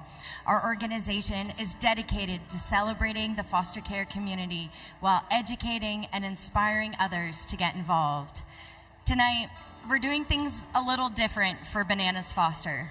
You see, across the United States, there are 27,000 young adults who will age out of foster care at the age of 18 with little to no support. Unfortunately, only 60% will obtain their high school diploma, and only 4% will obtain their college education. So tonight, Bananas Foster is celebrating 4 incredible local kids who are among that 4% of graduating from college. Fans, please join us in celebrating these incredible graduates for their accomplishments and for obtaining their diplomas.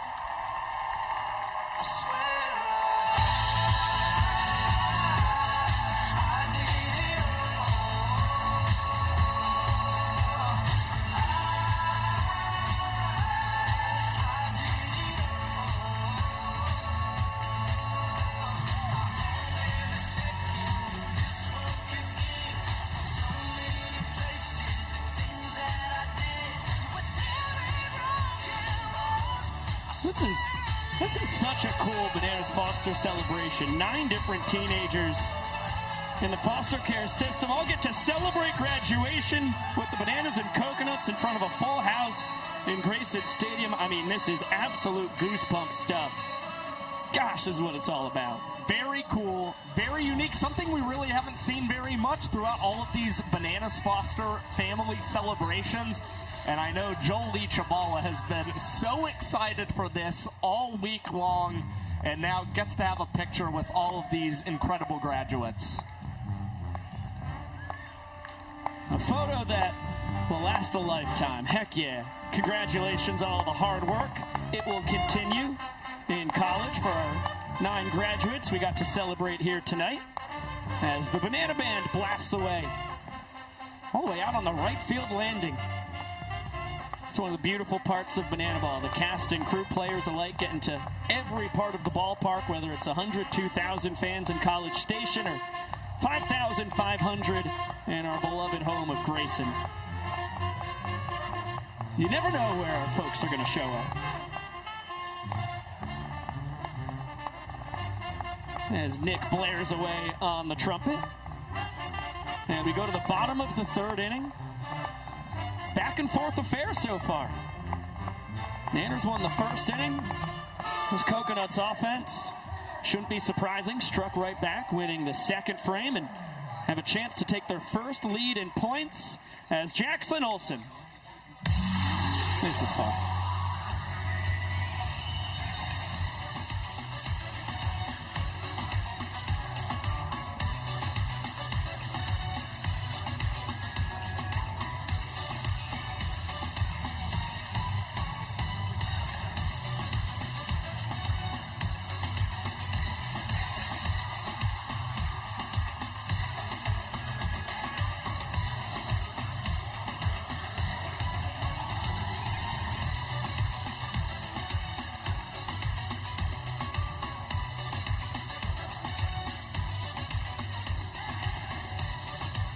Just a little taste of what we're going to get from the pride of New Milford, Connecticut. Jackson Olsen on season 35 of Dancing with the Stars. That is going to be appointment television. And all of his teammates have been so excited, all congratulating him. And you got to see a little bit of some different flavors for Olsen there on his dances. This one's rolled over to Jordan Brewer. He will feed this under the legs to Drake Fontenot with the bag, and Loco Beach back out in front when it comes to trick plays, up 2-1. And 1 pitch, 1 out for Fontenot. Good PFP with his first baseman. Max Young Goldberg in the 10-hole. Coming off the best series of his young Banana Ball career. 3 for 5, a double, and 5 ball 4 sprints. Chopper back to Brewer. He's going to flip it under the leg, take it to first himself. And 2 trick plays. Just 3 pitches into this bottom of the 3rd. Coconuts up 3-1 in trick plays and an out away from leading in this game. Again, as long as Jordan Brewer's getting action over there at first base, he's going to continue to rip the trick plays. I mean, he and Alex Ziegler, the 2 guys doing it with reckless abandon at that position. And as for Drake Fontenot, he has 8 holds in 9 opportunities this season. He has been so good at protecting inning leads. Chatagnier between the legs. High throw, but Brewer right there for it. 3 trick plays as the Coconuts jump out ahead to lead 2-1. And it is a 1-minute and 13-second inning for the Loco Beach Coconuts and Drake Fontenot, the second fastest inning in franchise history. Just a second off Andy Archer, April 24th in Amarillo, Texas. Fontenot and the Coconuts, what a third frame. They take a 1-point lead.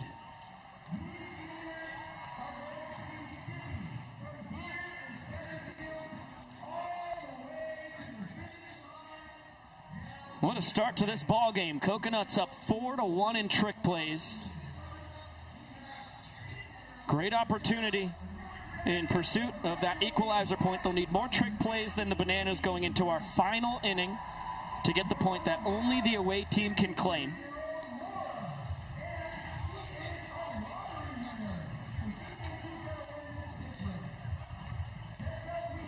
And Drake Fontenot make it 9 for 10 this year, cashing in on those hold opportunities, which is anytime he enters a lead or enters an inning with the lead and turns it into a point. And the even more impressive statistic that just comes along that, only 2 of those holds have come with a multi-run lead. He has had most of the time just a 1-run lead and had it stand up so many times for Loco Beach. Really impressive, as is Robert Anthony Cruz.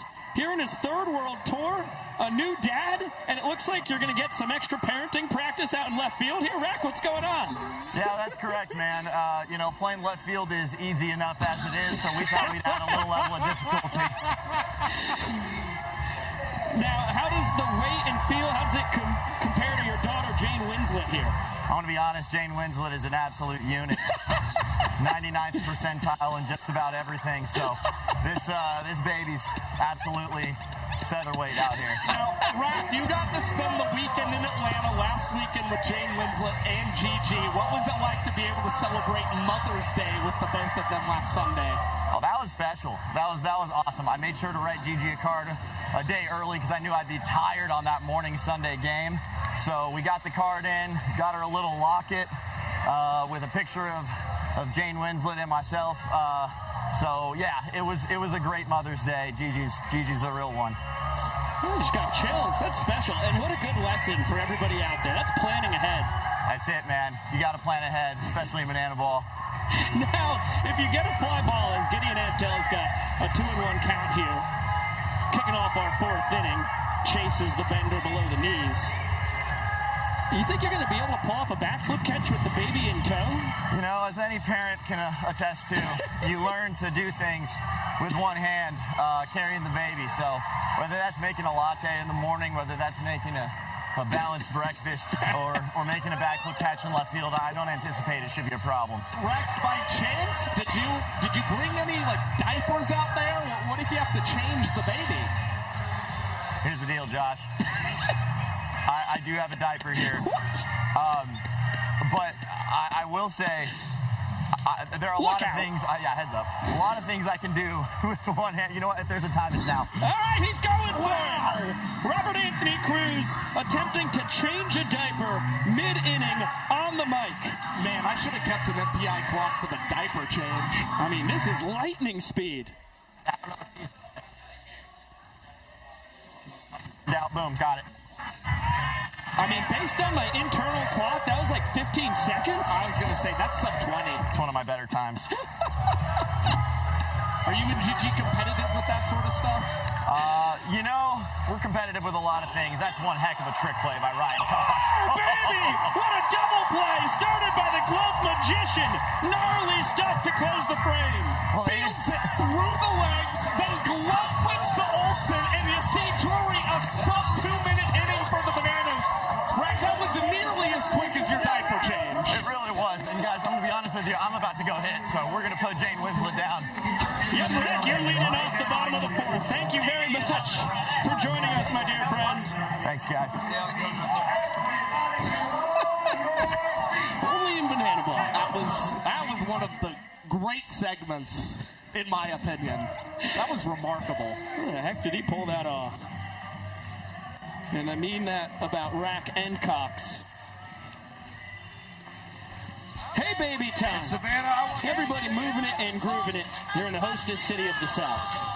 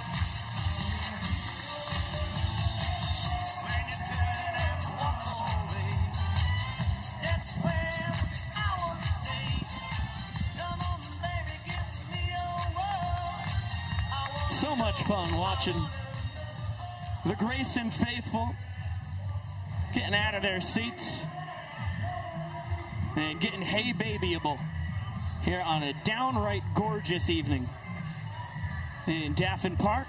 79 degrees as the sun sets on our 100-year-old ballpark, and Robert Anthony Cruz puts down the fake baby and digs in, representing the inning-winning run. That pitch would have hit the baby. That's a fact. It's a great decision by Robert Anthony Cruz yet again. Bounder. Urso. No time for a trick as Rack was flying down the line. Takes care of our man who just got off the mic. And Urso successful on his first opportunity tonight.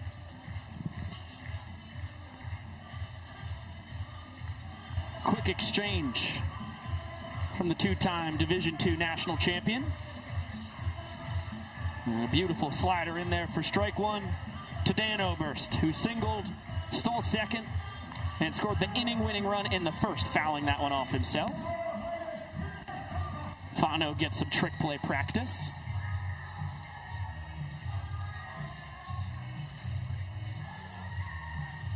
Does not feel good. Oberst here in his 8th year as a Savannah Banana. Only Lewis and Leroy are more tenured. And spits on the curveball down and out.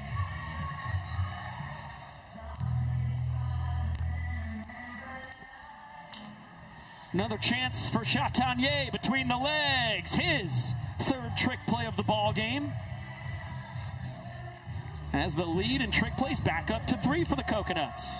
And all of these trick plays have come from Chatanier and Jordan Brewer tonight. Again, two of the guys who've really led the way this season and continue to put the pedal to the metal as Ashby Bunting's unable to squeeze this one into the mitt, but Alexiadis will not try and swipe first base despite being the tour leader with 4 of them this year. Tell you what, Ben Parker sneaking up on him though. Coconuts DH has 3 steals of first. As Alexiadis is ahead 2-0. And the walk-off ball for sprint to win the first inning for the Bananas. And Fano has really settled in since then. That is a wave and a miss on another filthy bender.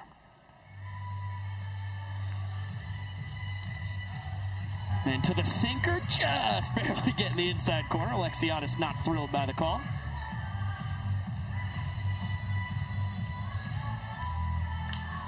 Another chance for Chatanier. Between the legs again. Brewer under the leg. 3 trick plays on the frame. 3 trick plays on the night for Brewer, 4 now for Chatagnier as the Coconuts still lead 2-1. Continuing to put the pressure on the Savannah Bananas. That equalizer point may very well go Loco Beach's way yet again. And let's get it on down to Sam Bauman, chatting with Sam. Yeah, guys, we got AD just off the mound.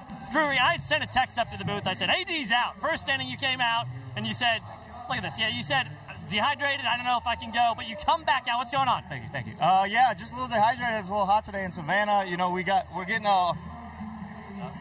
drinks from the players, so it's going to be a long game, and we're going to get through it. What's the mentality? You're thinking we got to shut it down. They're telling Bazela warm up, and you said, I'm not done yet. No, not done yet. We won't disclose if we threw up or not, but if we throw up, you get all the bad toxins out, and you go back out there. So it's kind of a puke and rally mentality. You guys got him real quick? Puke and rally. Yeah, let me get some. These are just good teammates, guys. Hey, AD's hydrated. He's feeling much better. He's got a good group. You love these guys? I love them. Guys, he's hydrated. He's feeling good. He threw pretty dang good, 5 punchies? Just got to get the dub, though. Got to get the dub. He says he could do better. I think he did pretty good. Guys, he's hydrated. We're feeling better. Thank you, Sam. Good to hear, Sam. Thank you very much. Hard-hitting journalism. And good to see that AD is getting properly hydrated. As you get a look at the sun setting on Grayson Stadium. 4 innings in the books. Coconuts head 2-1. And we've got a full docket tomorrow night. Triple header. Starts at 7 p.m. on the Bananas YouTube and the Clowns YouTube. It'll be the first ever Clowns headliner. Game 2 of this 3-game set between the Bananas and Coconuts right here on the Nanners YouTube channel. And then Firefighters and Tailgaters from El Paso at 9 p.m. Eastern. All really exciting matchups, but that Clowns Party Animals game must-watch Banana Ball. And coming in a place that's had a lot of incredible Banana Ball moments over the years, Victory Field in Indianapolis. Speaking of Indiana, here's the kid out of Bern, Indiana, Grant Besser. Bananas 4th rounder takes over for AD. A heck of a start to his Banana Ball career, scuffling a bit as of late, trying to find it. This is the 11th time Graham Besser has taken the mound for the Savannah Bananas, and you see the earned run average now at an even 9 for the left-hander. He started the season incredibly strong, but since then, at least according to Tyler Gillum and Adam Byron, Besser may be relying on his changeup just a little too much, which has caused a lot of teams to sit and wait on that pitch, and they have done some damage against it. So hopefully this is an early get-right outing for Grant Besser in a pretty low-stakes situation at the moment. It was an unearned run scored against him in his lone action this past weekend against the Party Animals in Atlanta.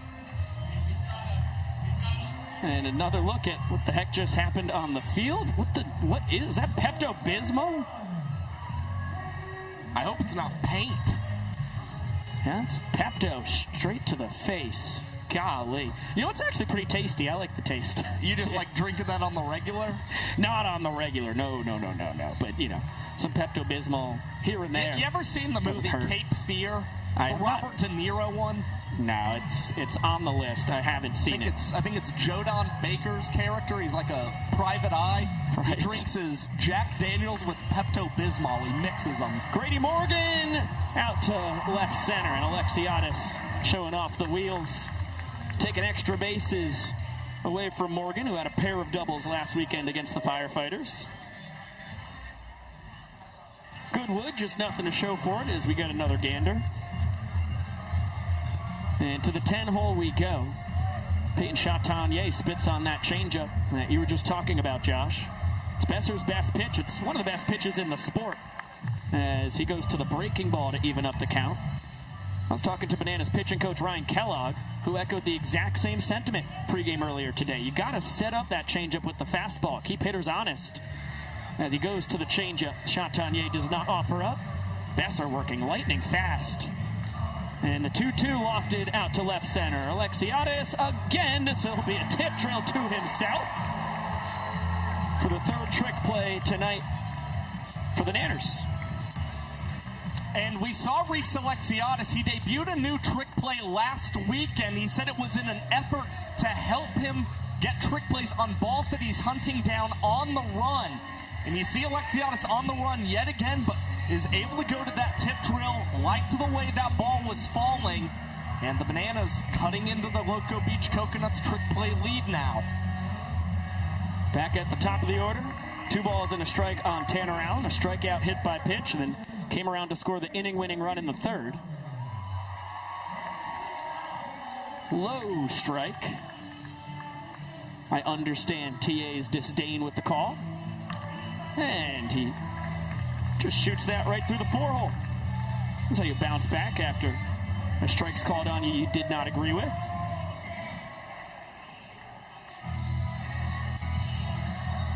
Allen's tour-leading 57th total base on the season. And now Dane Toffland with a strikeout and a hit by pitch on his ledger. With the ball and a strike on him.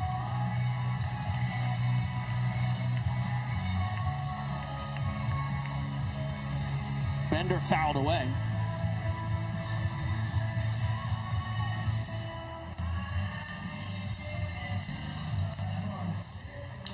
And a chance for Ryan Cox. There's the Professor! Beautiful trick play from the glove magician as Grant Besser puts up a 0 in the top of the 5th.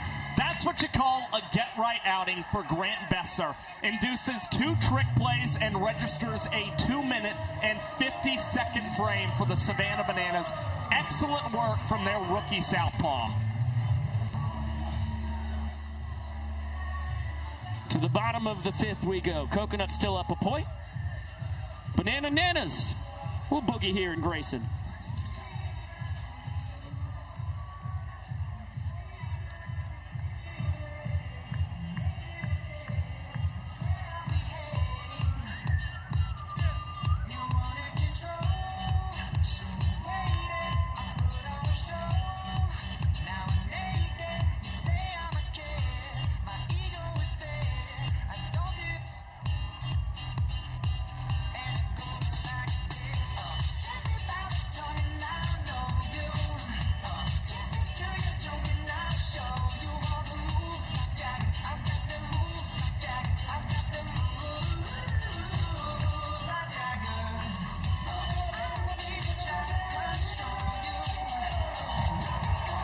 You know them, you love them.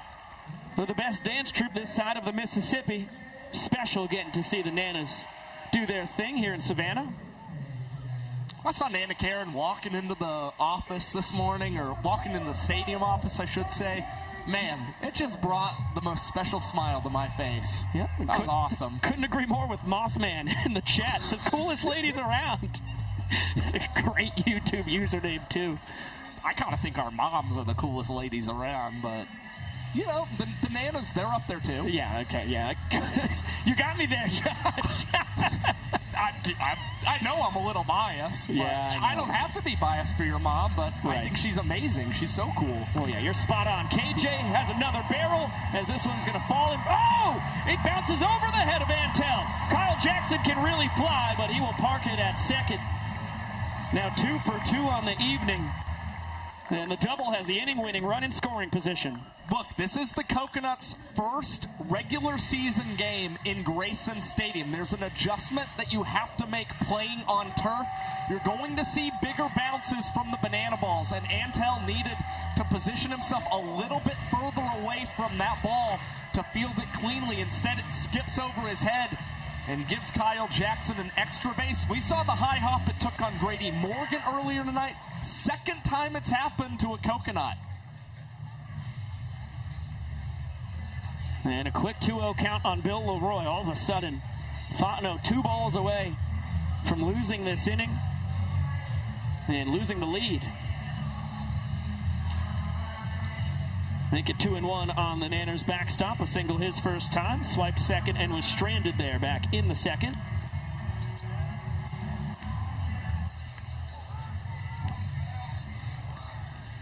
Fontenot has twirled 3 scoreless innings since giving up that run in the first. This is a guy who can get on a run when he has the scoreless innings going. Had 39 1/3 consecutive scoreless frames.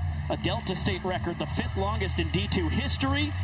And Chatanier, nice play. Wow, it's our third pickle of the ball game. KJ tried evasive maneuvers. Dane Toughlin wise to it. Looks like Tyler Galen might want to challenge the call from Jake Moore, the crew chief, third base umpire. Nope, he's just going to send JT Sokolov, the designated runner, over to first. Heads up play by Chatanier to get the lead runner. That is massive. And KJ caught in a pickle for the second time tonight. Well, that was the easier play for Peyton Chatanier. He didn't have to throw cross body, instead just throw it over to Dane Toughlin instantly at the bag. So great job from Dane as well to be ready to receive that throw from Peyton Chatanier and get the lead runner, and a massive one at that. Official scoring decision? 6-5 fielder's choice.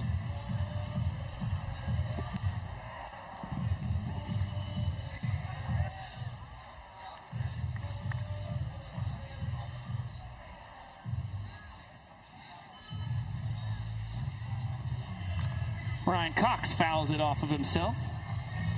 Ball and 2 strikes on the Banana shortstop. A strikeout victim his first time.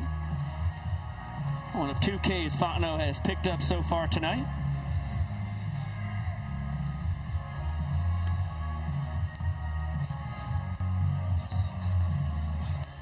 You talk about those pickles. Sokolov was picked off his first time as the designated runner.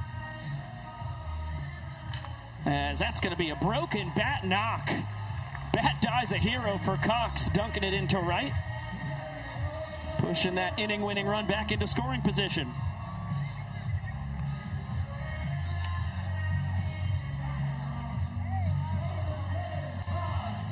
Well, I think you've seen over the last couple of weekends the Bananas having so many struggles batting with guys in scoring position. I mean, they're batting below 200 since the start of April with guys in scoring position. You see them pressing even when it comes to their base running, and that's where you've seen some mistakes here tonight. And part of the reason that they are trailing against Loco Beach right now. Yeah, between Sokolov and KJ, they've run into 3 outs already. Tough.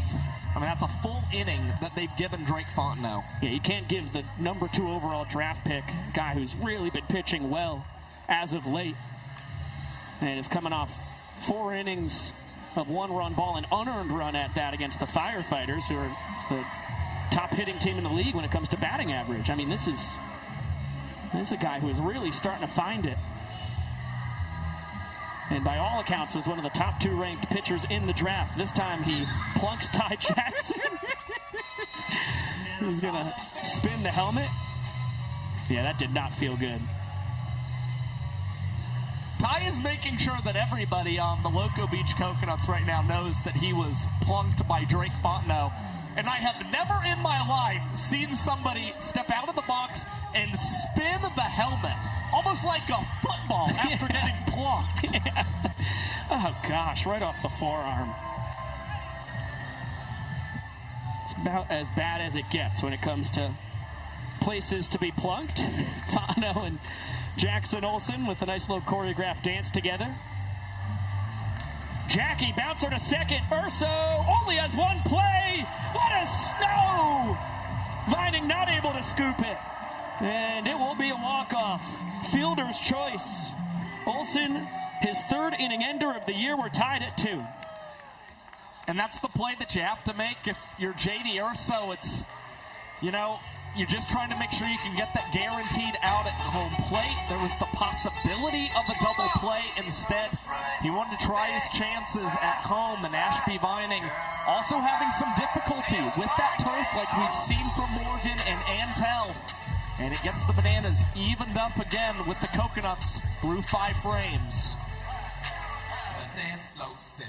The ladies gon' feel me. The fellas in the back, and they twisting up a belly. Get silly.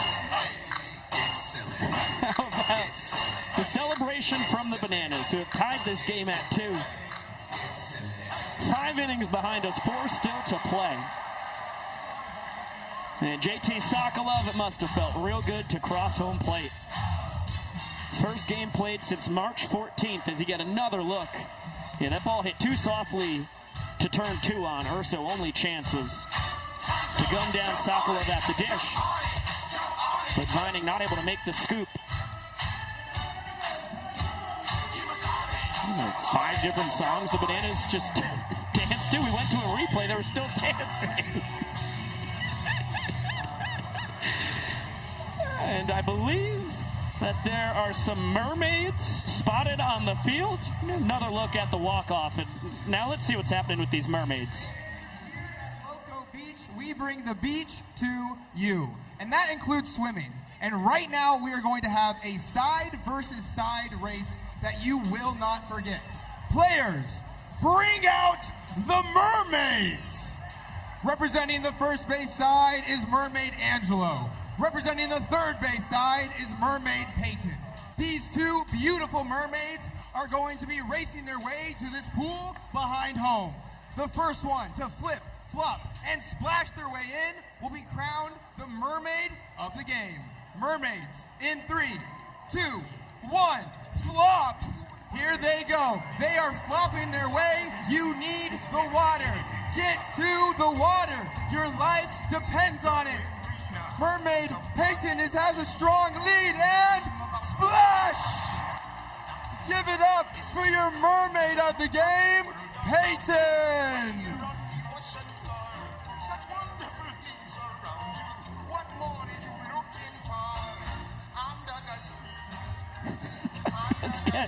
Can we get an instant replay of that finish? I'm dying to see the grand conclusion to this mermaid race again. I mean, how about the all-out effort? It cannot feel good. Bare belly on the AstroTurf. All that effort just to lose.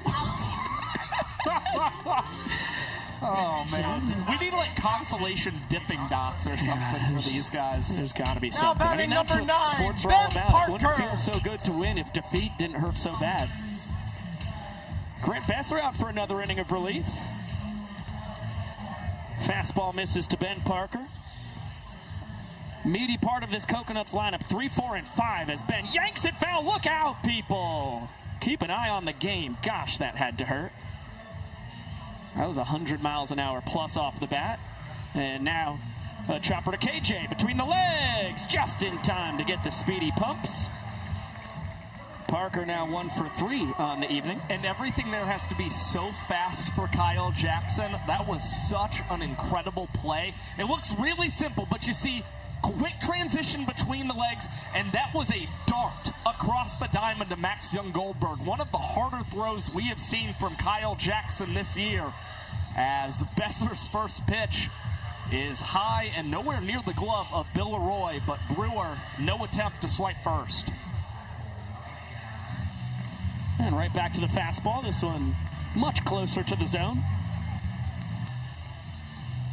Brewer a pair of ground outs as he swings and misses on the slurve. And is ahead 3-1 now. Tied with Tanner Allen for the tour lead with 14 extra base hits. Brewer, former Astros minor leaguer, spent 5 years in their farm system after he was Big Ten Player of the Year in 2019 at the University of Michigan. And he's going to have himself a tour-leading 15th extra base hit. Thinking about 3 of them. Relay from Cox. Not in time. Good backup, Grant Besser. That saved a run as Brewer has himself his first career triple. And you've seen that so rarely happen to the Savannah Bananas this season because you don't see a lot of 3-ball counts that their pitchers fall into. Again, when they're playing as the home team, they have the fewest ball 4 sprints allowed. Instead, ball 4 sprint defense with Alexiadis shaded in is able to pay off for Loco Beach. Brewer blasting that over Alexiadis' head and now finds himself 90 feet away from scoring. Front door bender for strike 1. Besser follows it up with the fastball. Osberg wise to it. And right back up the chute, past the dive of Cox, who's on the right side of the infield for the Osberg shift. And Eric beats it. Has himself his 18th run driven in this year. And the Coconuts offense are relentless.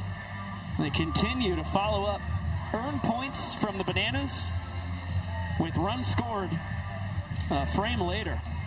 And Osberg's just gotten more and more comfortable the longer his banana ball career has gone on, as this one's driven out to left field, and that will slice foul. Gideon Antell just thought he had home runs in each of his last 2 series for the Coconuts. Well, that was nearly a carbon copy of his ground rule double back in the second down the left field line. As he bounces the slur foul, he's behind 0-2. 1 for 2 on the night. And he tomahawks this out to left center. Rat can't get there in time. Armani Henderson, the designated runner, getting the windmill from Crocco. No throw from Cox. RBI double. Gideon Antell, his second 2-bagger of the night. And now 2 runs across in the 6th for Loco Beach. I'm telling you, you said it earlier, Dane Topham could be the steal of the draft. You could say the exact same thing about Gideon Antell. He's now got extra base hits in 4 of 6 games in May for Loco Beach. And he has 6 multi-hit games since the Banana Ball opened in 10 total games. Well, he has been awesome to watch here in his rookie campaign. That guy is so much fun. As this one over the head of Besser. Olsen cutting across the diamond. Nice play, MJG on the one-hopper. Taking care of Vining as Antell advances to third. And here's Gilly. Pitcher! Dakota Stilts. Oh! Well, Dakota Stilts, All-Britain, the tallest athlete on planet Earth, at 10 feet, 11 inches tall. Gets the ball from G-Baby. And after getting at-bats in all 3 games in Truist Park this past weekend, toes the slab for the first time in 2 weeks. Stilts as much of a banana ball legend as there is in the sport. This is his 6th World Tour. Kid out of Ellaville, Georgia. If you pass it on the highway, you'll see his sign under the town's name.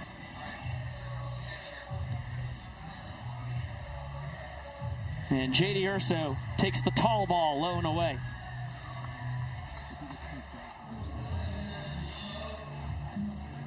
Look out, J.D. Oh, my gosh. Urso barking at Stilts. RBI single his first time as Stilts back in the count. Urso 1 for 2 on the night. He's got Antell on third. And a 3-1 count now with 2 outs here at the top of the 6th. 2 runs already home. Stilts trying to keep it at just that. Big swing and a miss. Urso way ahead of it. The payoff. Foul ball. Look out, Gideon. Had to skip rope. And Crocco striking a squat pose over there. He's way outside of the third base coach's box.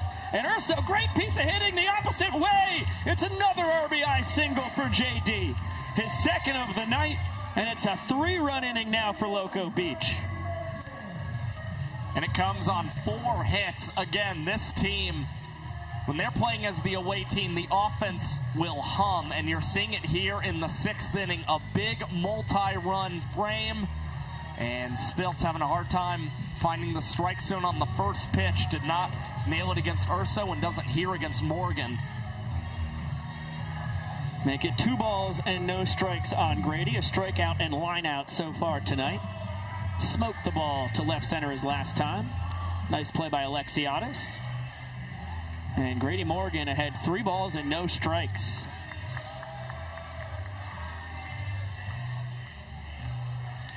Four straight bad ones. He'll take the ball for a sprint. First one given up by the Bananas pitching staff so far tonight. They get it to all 7 fielders behind the pitcher and catcher in short order. Making the ball live as Urso goes first to third. And Grady Morgan content with 1 base on his sprint.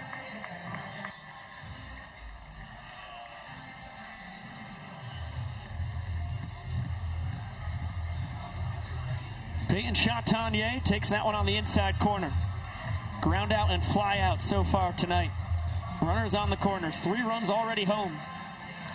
And he rakes this one down the left field line. That's going to be extra bases. Urso scores easily. Morgan is going to go first to third. RBI double for Shotty. And it's a 4 spot in the 6th now for the Coconuts. That was a very similar piece of hitting to what we saw from DR Meadows at the start of this game tonight. Just able to keep that barrel through the banana ball nearly a bit too early on that pitch, but slices it down the line and now plates 4 for Loco Beach in the 6th, and they're still threatening with Tanner Allen, who hits this one up the middle into left center field, and now 6 runs on the board for the Coconuts in inning number 6. Morgan and Chatagnier both come across the plate. This has gone from bad to ugly for the Bananas. And it's out of the frying pan into the fire. Now you've got the defending player of the week, Dane Topland. The only player in the sport, top 5 in batting average, on-base percentage, and slugging. .421, .506, .697 slash. And he's got a jackknife out of the way of a fastball high and tight.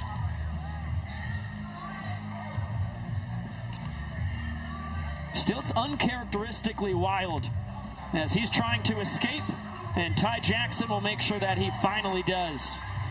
But 3 runs charged to Grant Besser, 3 runs charged to Dakota Stilts Albritton.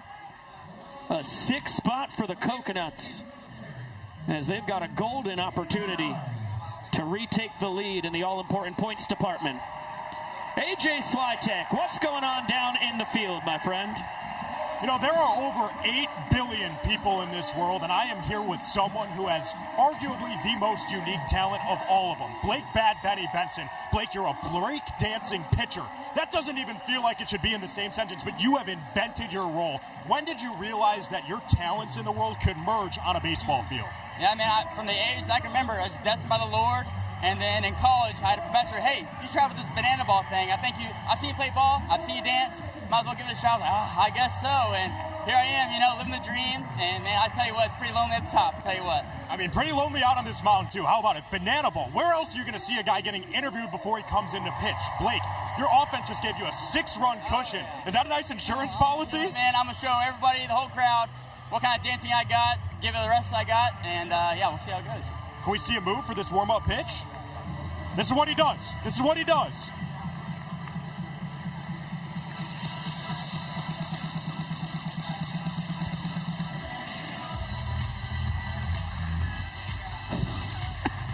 Oh, yeah. What a vantage point from our guy AJ as Blake Benson showing us his legendary Blake dancing. Come on now.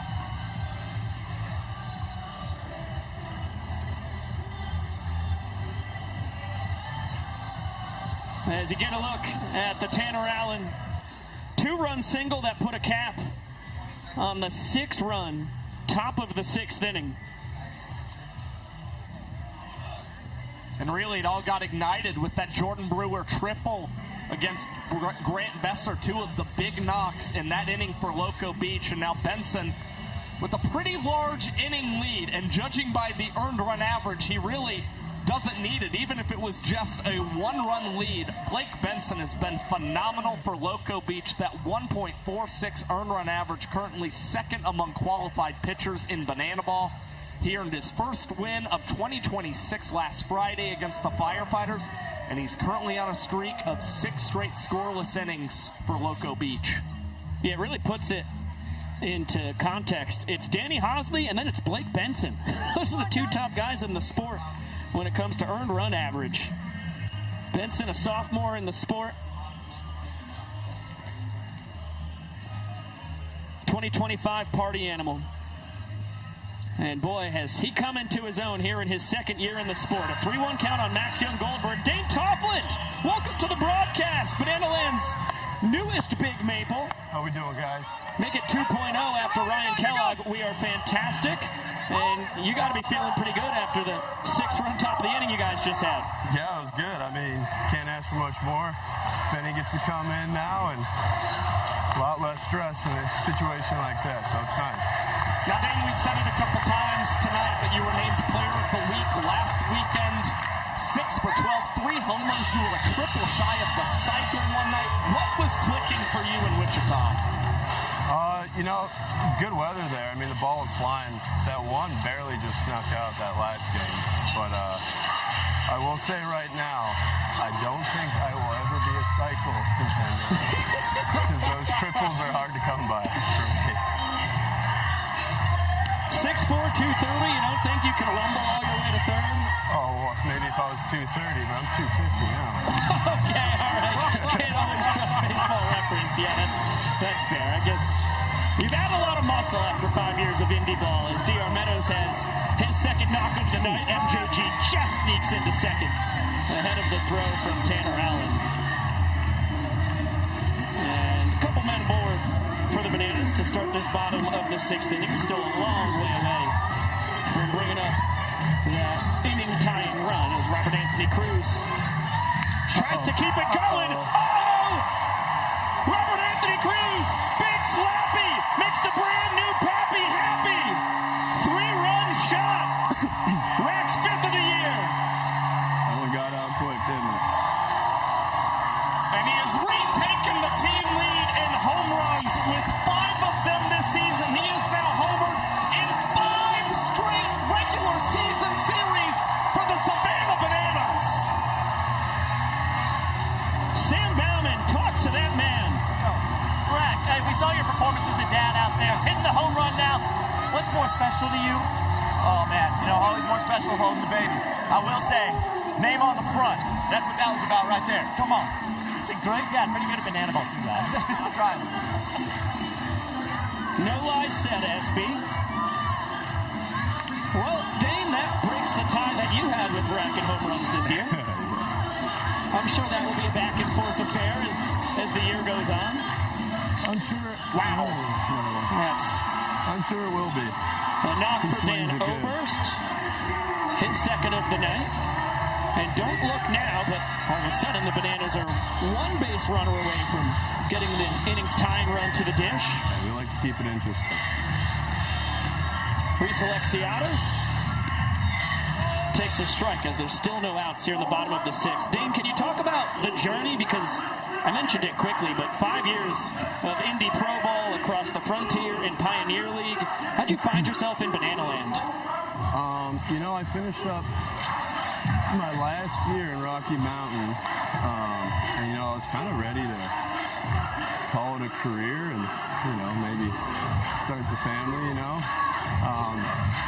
And then checking my Instagram one day when I'm looking for jobs on Indeed, and I see a DM from Barry Aldridge. Classic. And I was like, well, I don't know Barry Aldridge, so I guess I'll read it.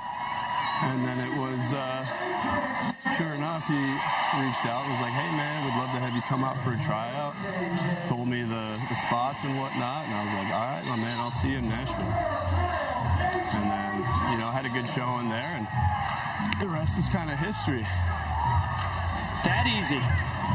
Well, yeah, I won't lie, though. I mean, the indie ball grind it's not a lavish lifestyle. Yes, I've heard that's the case. What do you think about the Loco Beach lifestyle? Oh, I love it. I love it, man. Do you think that this was the perfect scenario for you as far as the teams of Banana Ball go? I really do. I really enjoy it here. I'd love to be here as long as I can, you know. That's a ball for a sprint from KJ, and will drive in Oberst from second, and Kyle Jackson knows that he just got the inning tying run to the plate, so he's taking no chances. Good sprint defense from Dane and the Coconuts. And Bill Leroy. I love it here. I got no complaints, man. I mean, just want to get my wife down here and keep going, you know. She's still up in Indiana. So shout out to her. She's working right now. Heck yeah. Oh, Bill trying to tie the inning. That was a good swing. Yeah, he came up empty. There we go. Too much air under it to leave the yard as Grady Morgan has out number 2. KJ retreats back to first. Oh, no, but Now, Dane, my Canadian geographical knowledge isn't tremendous. How far is Grand Prairie from the beach? oh, well, obviously it depends on the beach, but far from every single one of them. No, it's so where I'm from is where our farm is. We're about 15 minutes from the British Columbia border in a little town called Valhalla Center. I had a real small class. I had 3 people in my grade when I was in grade school. Wow. But yeah, we're above Montana, so I mean it's way north Alberta. It's up there. So it's far from every beach. We'll say that. Yeah, that makes sense to me. We got an 0-2 count on Alex Ziegler after the bat trickster showing off all the moves coming up. Back flip, Benson. Ziggy spoils it. Ziegler represents the inning tie and run. Only 1 home run in his career. It was in Clemson, South Carolina, April 26th of last year. Another backflip pitch. No. Called strike 3. Blake Benson, you are ridiculous. And he'll show off the moves. Coconuts win the inning and lead 3-2. Dane Tofflin, thank you so much, man. Hey, thank you guys. Appreciate y'all having me. Thank you very much, Dane.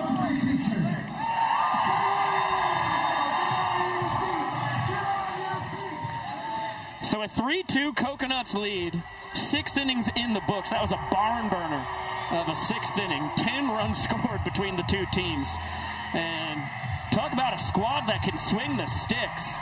Loco Beach Coconuts, 239 hits. Can carry the one there, everybody. I mean, that is just crazy stuff. 43 more hits than any other team in the sport, with the Clowns, Firefighters, and Party Animals all well behind Loco Beach.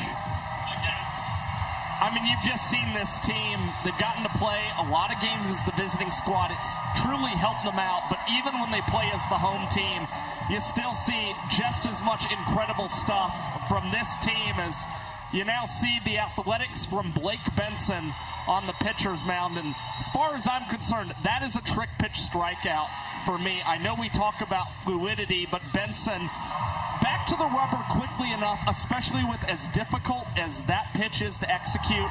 That is a trick pitch strikeout and another trick play in this ball game for Loco Beach. That means it's his 3rd trick pitch strikeout of the year, and therefore his 3rd trick play. As you get a look at the numbers on the Banana Ball rookie Jacob Bazela, Nanner's 10th round draft pick. And another guy in that Antel and Tofflin conversation as far as some of the best steals in that draft. Yeah, Jacob Azala's been amazing, pitching for the 11th time this year. Last weekend in Atlanta, he pitched in 2 games, allowed 4 ball 4 sprints, but also struck out 4 batters, and he didn't allow a single hit. He's got a 169 opponent's batting average, and that is best in Banana Ball. Check swing, Ben Parker did not go around, according to Kelly Dine, the first base umpire. So a ball and a strike on the Coconuts DH. Coconuts batted around in that 6-run 6th inning. Parker started it with a ground out to 3rd. Then it was the 1-out triple from Jordan Brewer that got the merry-go-round spinning. Pumps 1 for 3 on the evening. RBI single back in the 3rd inning ended up being the difference. From the Coconuts, their 2nd point. And Split showing off his bodybuilder-worthy frame. Tip drill, Alexiadis there to take care of the Coconuts' usual center fielder. Getting the half night off, still coming back from that injury. And Alexiadis, his 2nd trick play of the affair so far. One-piece celebration. And here's the aforementioned Jordan Brewer. That ball is annihilated. Oh, watch it soar. On top of the left field landing. Jordan Brewer, a behemoth blast for his 4th homer this year.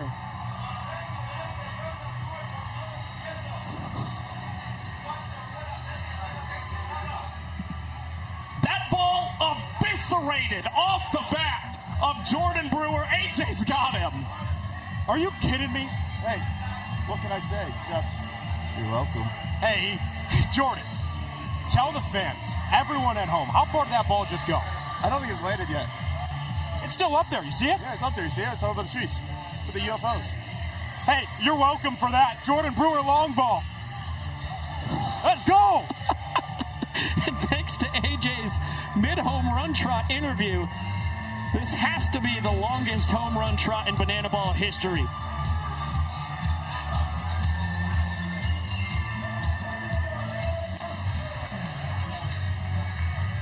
Oh my goodness. Rack never even thought about moving. Only the 2nd home run allowed by Jacob Bazela this year, the first to not come in a football stadium. I'm telling you, Jordan Brewer got all of that banana ball and more. KJ cutting across the diamond. Can't make the play on what's an infield single for Eric Osberg. An RBI knock his last time. He's now 2 for 4 on the night. And Armani Henderson, the designated runner, out there for a 3rd time. He can pinch run every trip through the order for the Coconuts. Bazela will check on him. Wisely so. Armani, the team leader, 9 steals. He's only been caught 3 times.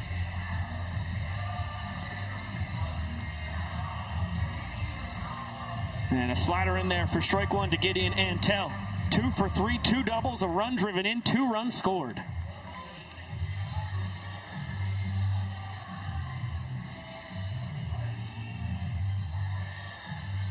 Armani, boy, he was dancing towards second, and he is picked off. Henderson wants Mark Crocco to challenge. And we'll see what the Coconuts do. Yep, they're going to challenge.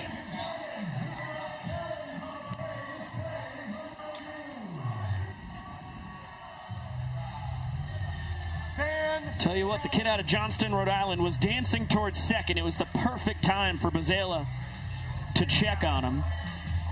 But to the naked eye, I did think Armani got back. And on the first look at the replay, I think my view live was correct. You need clear evidence to overturn the call on the field, though. So if we can slow it down, this is a pretty darn good angle.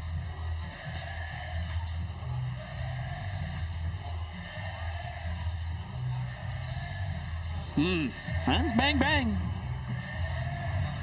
Maybe a little too blurry is the issue from that left field angle. When does Armani touch first base?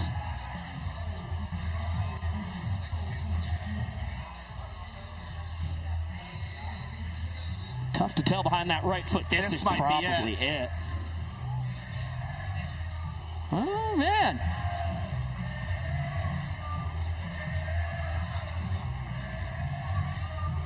She is really tight. I think he's safe. With that angle, the last look, it does look like Henderson's got a hand back on that bag before you see young Goldberg applying a tag. I agree. You see it right there. After further review, the ruling on the field is overturned. Yep, Hunt arrives. And crew chief Jake Moore, after taking the time to look at it, agree with us in the booth. Call is overturned, so the Coconuts retain their challenge for the game. And Bazela right back after Henderson.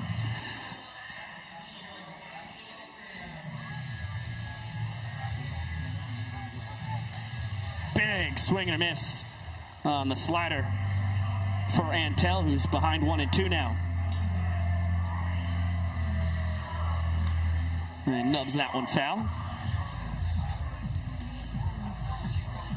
Tell you what, Armani, who is an honorary member of the visitors team last year, earned his way onto this Coconut squad as their designated runner. He has been terrific for them.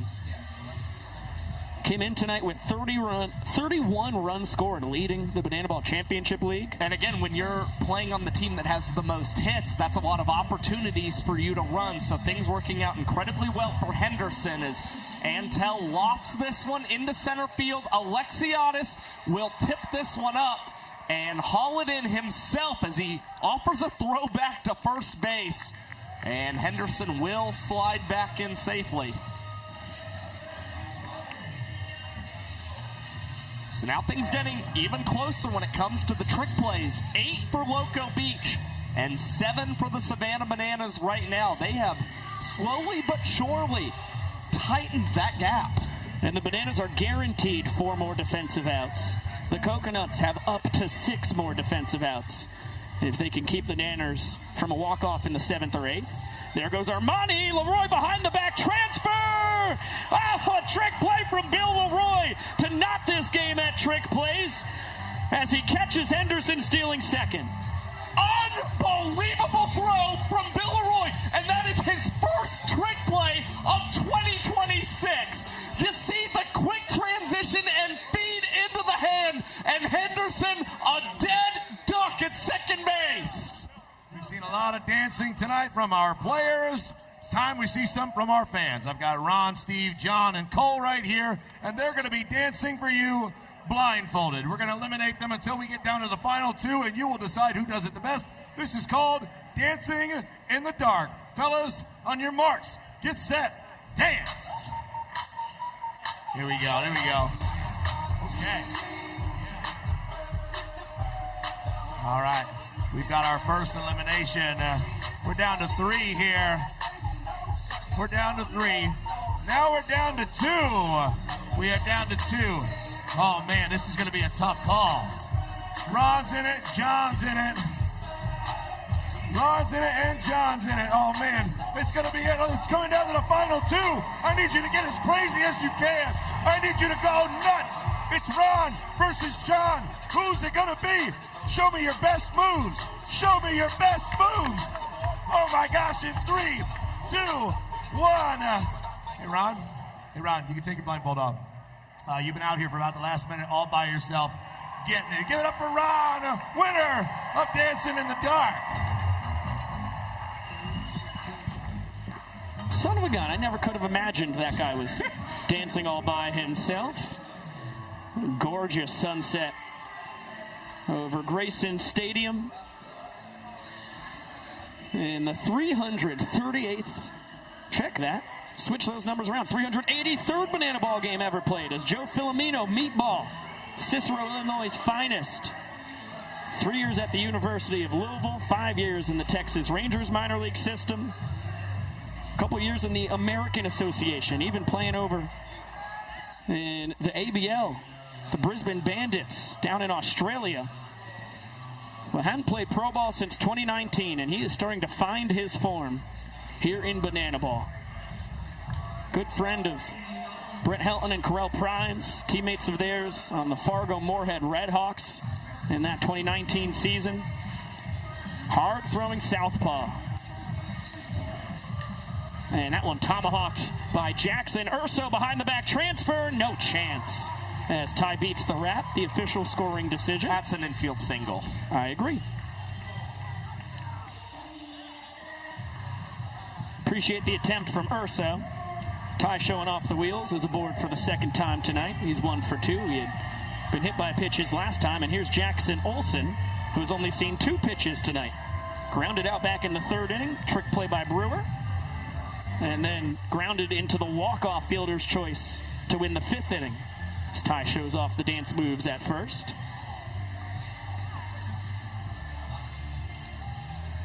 And there's the first pitch taken tonight from Jackie. Olsen will watch Ty Jackson swipe second base. Ty to fly a perfect 6 for 6 in steals this year. And just like that, a 2-0 count on Olsen. And the inning-winning run in scoring position. Jackie has earned 4 ball 4 sprints this year. Although he loves swinging the bat, as you can see on the fastball high and tight right there.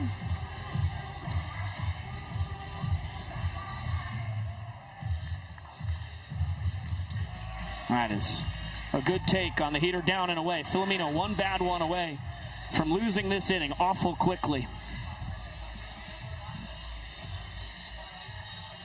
Of course not. Can't lose the inning. That's the inning tying run in on second base. Jordan Brewer solo home run.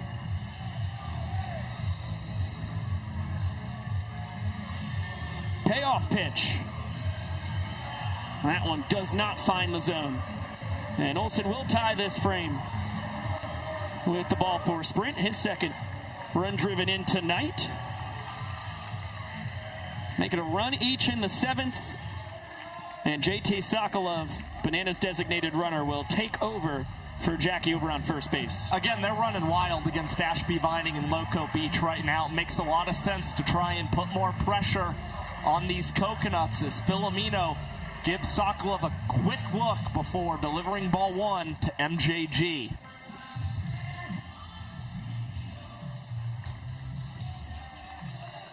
Make it 2-0 on young Goldberg. A ball for sprint his last time.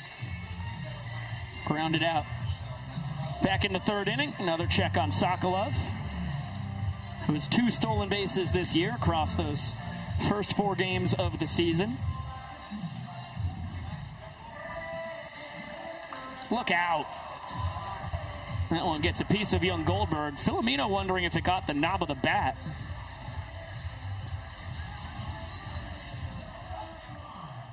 Another look.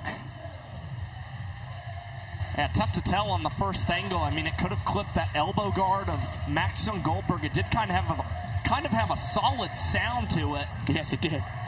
And for Joe Filomeno, this is not what we've seen a lot of recently. The end of March, 5 sprints to 3 strikeouts, but ever since then, 7 strikeouts, only 4 ball 4 sprints if you include the one he delivered to Jackson Olsen, and that is a much-needed first pitch strike for Meatball. DR Meadows on a hop to Toughlin between the legs. There's one at third across the diamond. No scoop from Brewer. And an interesting one there because that shouldn't actually be a trick play for Toughlin. Am I correct? It depends on if the ball left his hand in any capacity. It did not. To have an unassisted trick play like that, the ball has to be leaving your hands. Right. And I don't believe it did. On the first look, it did not. It went straight from the hand to the glove. As this one's bounced to Toughlin, and he will go right back to third base across the diamond. Rack able to beat the throw. Back-to-back 5 unassisted fielder's choices. And now Dan Oberst will take his turn swinging it with the inning-winning run in scoring position.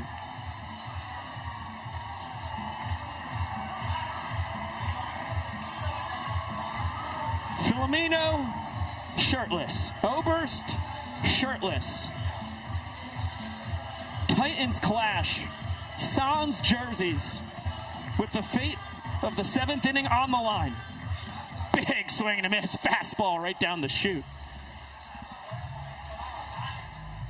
Danny O, 2 for 3. Scored the inning-winning run all the way back in the first. And does not expand the zone.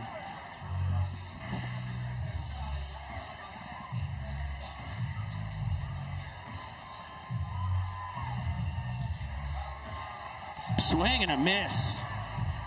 Beautiful bender from Meatball. And he's a strike away from getting out of this inning with the Coconuts maintaining that lead. Good spoil from Oberst.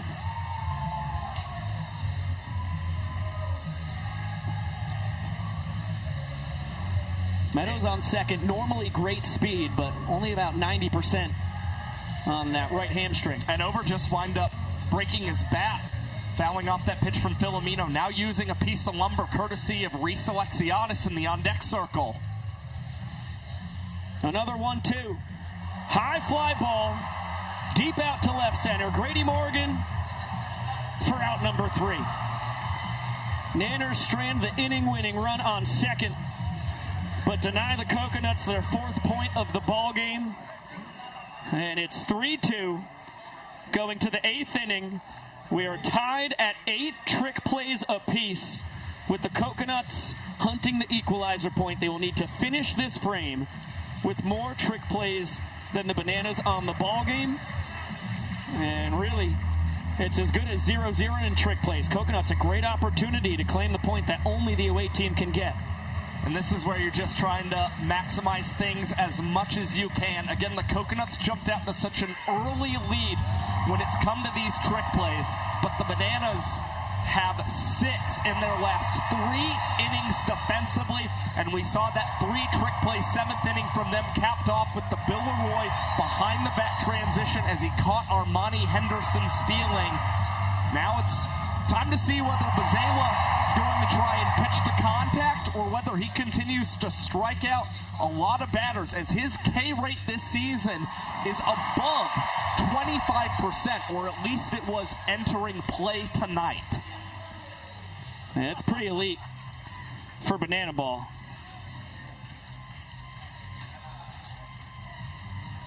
There are only 8 pitchers in the sport with a strikeout percentage 25% or better. 7 of them are qualified pitchers. It's Vining, Urso, and Morgan. 7, 8, and 9 in this lineup. As Loco Beach looking for some insurance.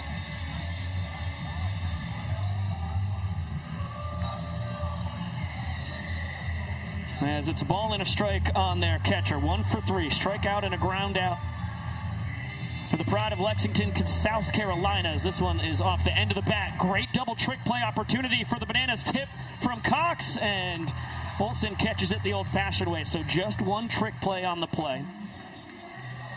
The glove magician gets it, and the Bananas ahead 9-8 in trick plays.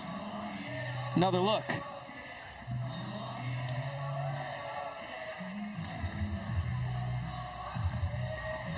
J.D. Urso.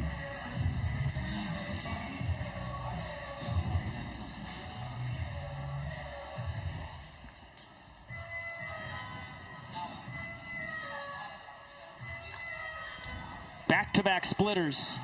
And a quick 0-2 count on Urso. 2 for 3. 2 runs driven in and a run scored. Flail and a miss on the high heat. And quick outs for Bazela here in his 2nd inning of work. With trick play and a strikeout, you'll take both of those right now if you're the Savannah Bananas. Honestly, you've got to hope a little bit more if you're Tyler Gilman, Adam Byron, that somehow this ball gets put in play from Grady Morgan and can turn in to 1 more just to give you a little bit more breathing room. Heater just misses to the Coconut center fielder. As the slider gets the top of the zone, evening up the count. Strikeout, line out, ball 4 sprint, and a run scored in that 6-run 6th inning. That is currently the difference in this ball game, as that splitter baffles another Coconuts hitter. Bazela with a 1-2 count. You'd want to see a trick pitch attempted, and he does. Fastball is yanked down and in, though. Smart play by Jacob Bazela. And look, he's still got another ball to play with. I would do the exact same thing if I were him. Swing and a miss. Back to the splitter. Gets the strikeout, but only 1 trick play for the Bananas in the top of the 8th. It will only take 2 trick plays from the Coconuts in the bottom half to get the equalizer point and make it a 4-2 lead going into our final frame. The only other thing going here, the Bananas 1 run away from tying this game. Those cell phone flashlights out and your singing voices turned on, because it's time for Yellow.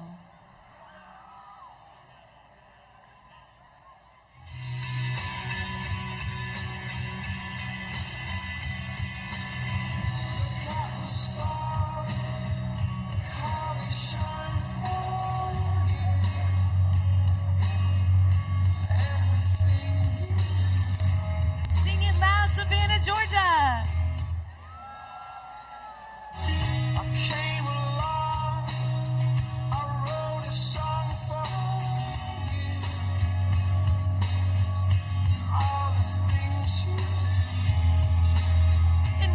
called.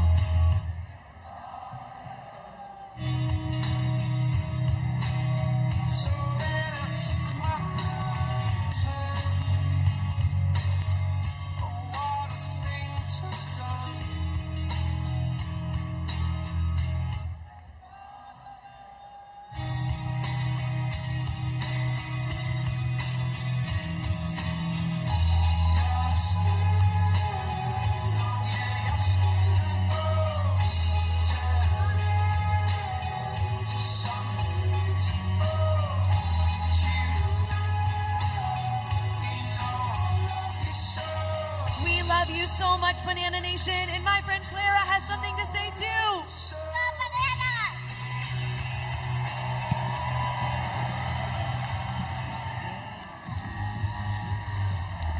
Heck of a scene here in our wonderful city by the sea. The third ever battle between the Coconuts and Bananas goes to the bottom of the 8th inning. Loco Beach leading by a point. A 3-2 advantage. Joe Filomeno bent but did not break in the 7th. Allowed a run on the infield single and stolen base by Ty Jackson, and then ball for a sprint by Jackson Olsen. But Meatball stranded the inning-winning run in scoring position. And now he's got Alexiadis, KJ, and Leroy here in the last of the 8th inning with his squad 2 trick plays away from earning the equalizer point. Last season, Reese Alexiadis, he was tied for the most home runs in Grayson Stadium with 4 of them. He's got the matchup advantage against a left-hander. Honestly, the most team-first thing he can do right now is try and just take big swings, unload against Filomeno. Not only do you earn a point and the walk-off, you keep the Coconuts from earning the equalizer point at the same time. 2-0. Bender just misses down. Walk-off ball for a sprint to win the first inning for Super Reese. Since then, a ground out into the only double trick play of the ball game for the Coconuts, and a strikeout. He earns the ball for a sprint here. Alexiadis can fly. Coconuts got to get it to all 7 fielders behind the pitcher and catcher in short order. They do exactly that. And Super Reese, with respect to the Coconut sprint defense, only gets 1 base.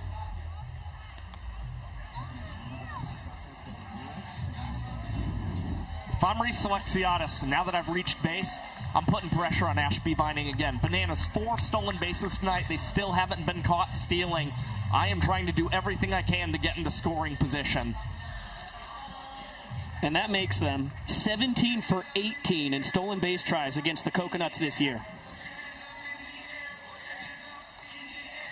Goes back to the 2-game set these 2 teams had in Petco Park in San Diego. Back on March 21st and 22nd. And now Kyle Jackson ahead 2-1. A perfect night offensively. Single, double, and RBI ball for sprint. And a check on Alexiadis. Smart move by Filomeno.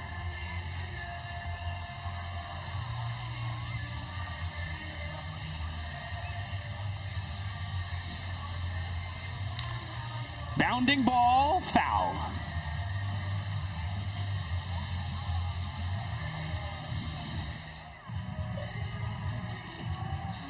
Massive 2-2 pitch from the Banana Ball rookie, Joe Filomeno, to one of the Bananas superstars in Kyle Jackson.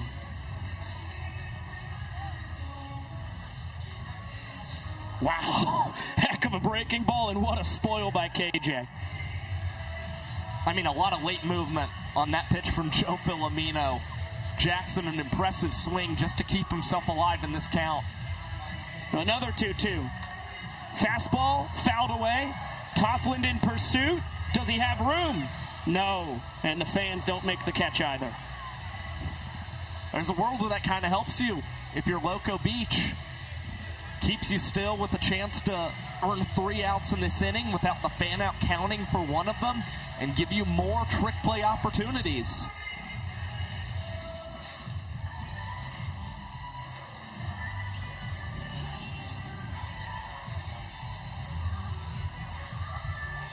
Another 2-2. Liner out to left. It's going to fall in. KJ 3 for 3. Aboard for the 4th time tonight. Just flares it in front of Tanner Allen and pushes that inning-winning run up to second base.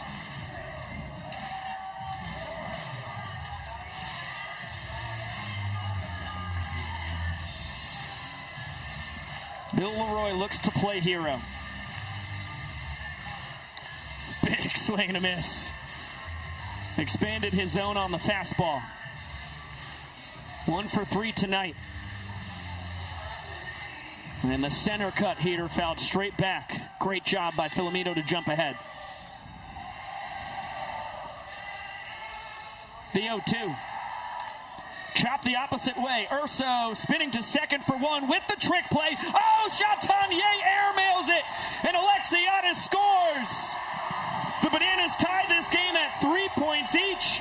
And the Coconuts and tied in trick plays 9-9. So we've got ourselves a tied game going to our final frame. That is heartbreaking for the Loco Beach Coconuts. Peyton Chatanier, the throw nowhere near Jordan Brewer, and now things incredibly interesting going to the 9th. The sound of the bells means it's time to cast our gaze upon the scoreboard. Heading into the top of the 9th inning, after the Bananas won the 8th, we are all knotted up. 3 points for the Savannah Bananas and 3 points for the Loco Beach Coconuts. But here's the thing about the game of banana ball. In the final inning, every run counts for a point. That means the pressure is on for both teams. If we are still tied at the completion of the 9th inning, it will force a one-on-one showdown tiebreaker. Now, Savannah, Georgia, I need you to get as loud as you can because this is the final inning! On the lights.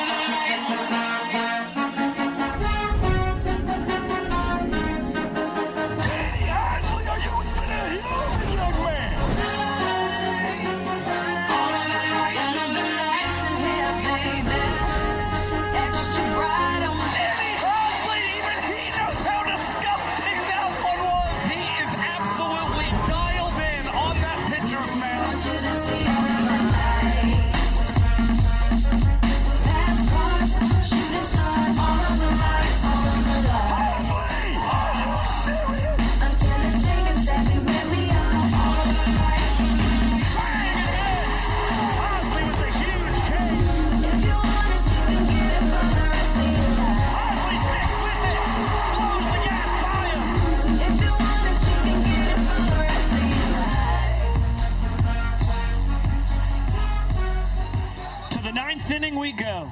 Danny Hosley this past Sunday had his 28 straight innings without an earned run streak snapped by the Party Animals on the Jason Swan walk-off double to win the series. Now he looks to start the streak anew.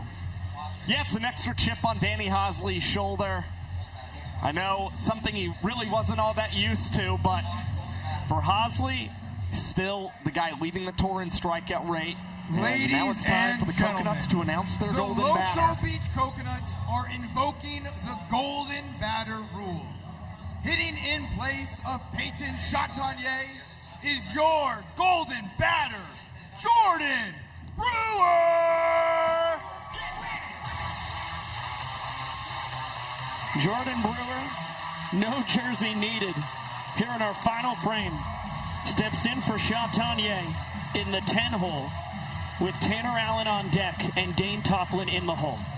And he has the potential, if the Coconuts can keep the line moving, to bat twice this inning against Danny Hosley. You see, this is the 4th time he's appeared as the golden batter for Loco Beach, and he is 0 for 3, 3 flyouts in his golden batter opportunities in 2026. A triple and a moonshot double. Triple? A triple and a moonshot home run is what I meant to say. His last 2 plate appearances. That was a really good looking Vulcan change. Didn't get the call on the 0-1 offering. Now it's 2-1. And a broken bat. Kyle Jackson to MJG for out number 1.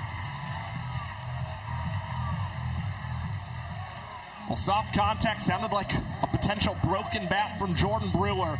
Hosley continuing to pitch inside to the Coconuts golden batter, and this is what the Bananas coaching staff said they wanted to start doing again. They said they found so much of their success when the guys were working inside against batters, and you see that execution from Hosley, pretty much perfect.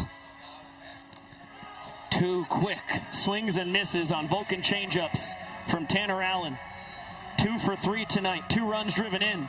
And he just barely gets a piece of that and points to Hosley saying, I'm figuring it out. Now, of course, you want to continue to work inside, but Hosley and Bill Leroy have seen this hole in Tanner Allen's swing, trying to chase these pitches outside, and Allen stays with it against Danny Hosley. The banana ball ricocheting off Max Young Goldberg's glove, and that'll wind up a single for Tanner Allen here with 1 out in the 9th. Well, TA continues his tremendous rookie campaign. 3rd knock of the night. 1 shy of Jackie Bradley Jr. to tie him for the tour lead. And Dane Toffland, who also has 33 hits, right there tied with JBJ atop the sport.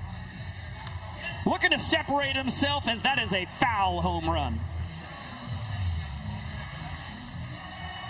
RBI single was the difference in the 3rd inning for Toffland. Outside of that, he's struck out. Check that. 32 hits on the year. Nico's looking at Ben Parker's line as Toffland is down swinging on the bender. And Hosley, a massive 2nd out. And that's what you want to see if you're Danny Hosley. Last weekend, he didn't strike out a single party animal in Atlanta, Georgia. Now he's finally back in that K column as it's Ben Parker up and Jordan Brewer, who was already the golden batter, he's sitting on deck. Parker is 1 for 4, the RBI single that won the 3rd inning. Has hit into 2 trick plays. And a big chopper to Cox. Nice scoop across the diamond in time. Hosley strands Tanner Allen on the bases and puts up a goose egg in the top of the 9th. Clean, efficient work from Danny Hosley. A 13-pitch inning, 3 minutes and 1 second. And now the Bananas trying to walk things off unless we see showdown tiebreakers.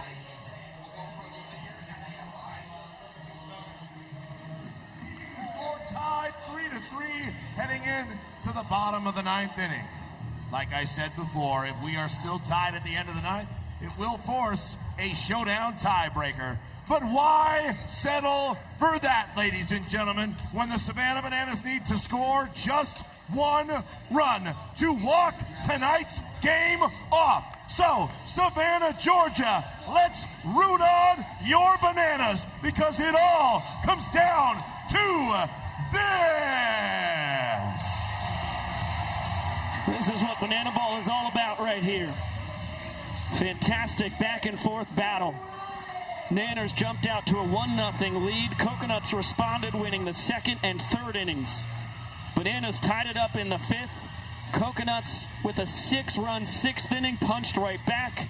And then the Bananas walk off the 8th inning to tie it once again. We have seen 25 hits. The Bananas just barely able to fend off the Coconuts in their hopes for the equalizer point.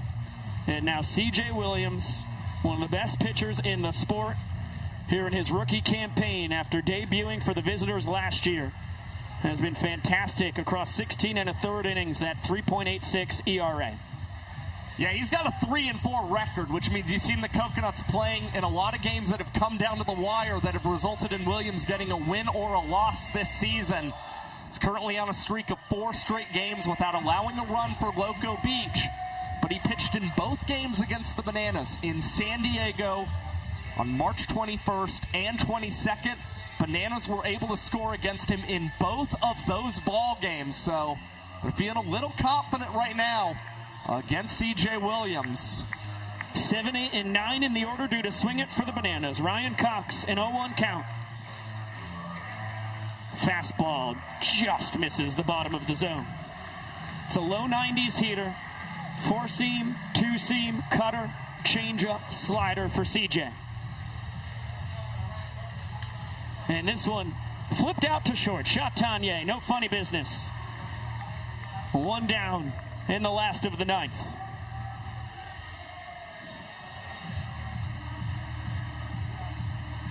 And now Ty Jackson, historically one of the more clutch Savannah Bananas.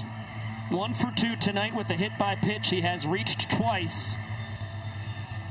Takes his turn representing the game-winning run. And that one gets away from Vining. Ty Jackson steals first base, the second time he's done it this year. High banana ball IQ. The game-winning run is aboard.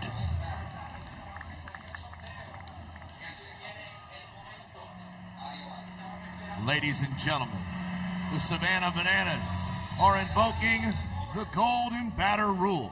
Hitting in the place of Jackson Olsen is the Savannah Bananas Golden Batter. Please welcome K.J. Jackson!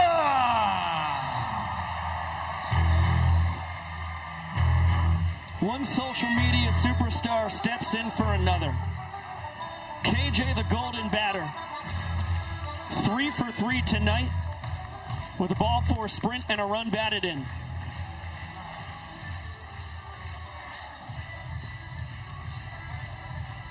And fouls that straight back.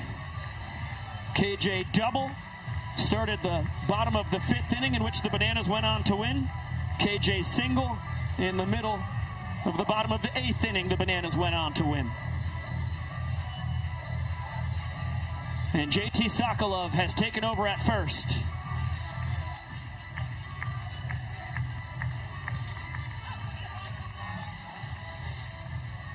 Fourth time the Bananas have used their designated runner. Here the 4th time through their order.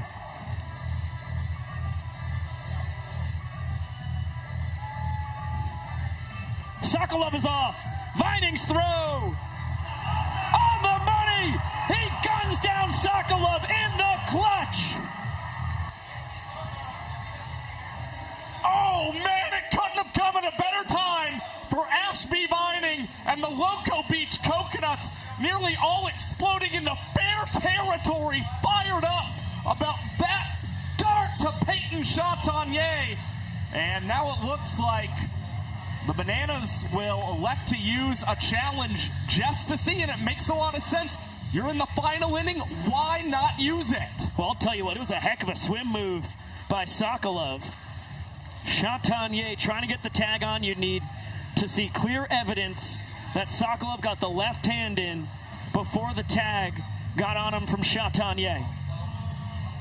Great angle here. I mean, the question is, did he get the left hand when he was trying to swim it on top of the glove? Or more importantly, did Sokolov avoid the tag with that left hand? Because the left hand got in before the glove hit the body. And from this angle, I am not seeing enough evidence to overturn the call on the field. It's so tough, especially just the way you look at every frame by frame coming. You really want to see that glove and how it may be applied on JT Sokolov. Again, if you cannot find conclusive evidence, it's not a call that you can confidently overturn. This call, in my mind, cannot be overturned. You don't see the glove tag Sokolov, but you see the glove kind of ricochet like he did tag him. And again, if it's inconclusive, you just have to defer to whatever that call on the field is. Exactly. I would be shocked if this call is flipped. It's one of those where if the call was safe originally, it would stay as that. Correct. Yep. But I'm not seeing evidence to overturn it. It's the umpires who make the decision.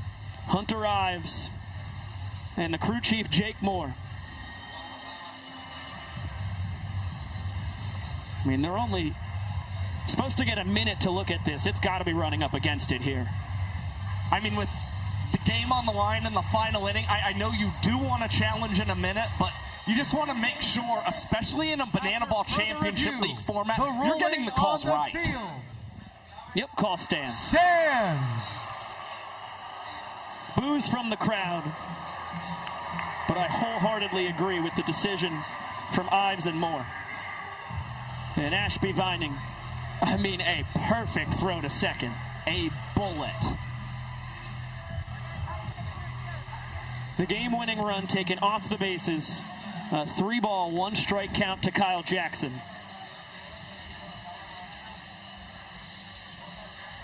KJ now represents the game-winning run. Yanks it foul. Look out, Austin Drury. Jumps out of the way, gets a smile from KJ.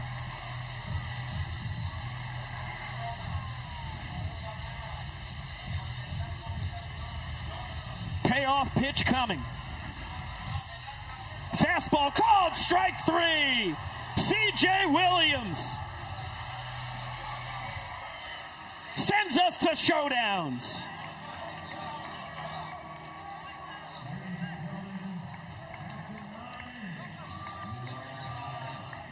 Another look.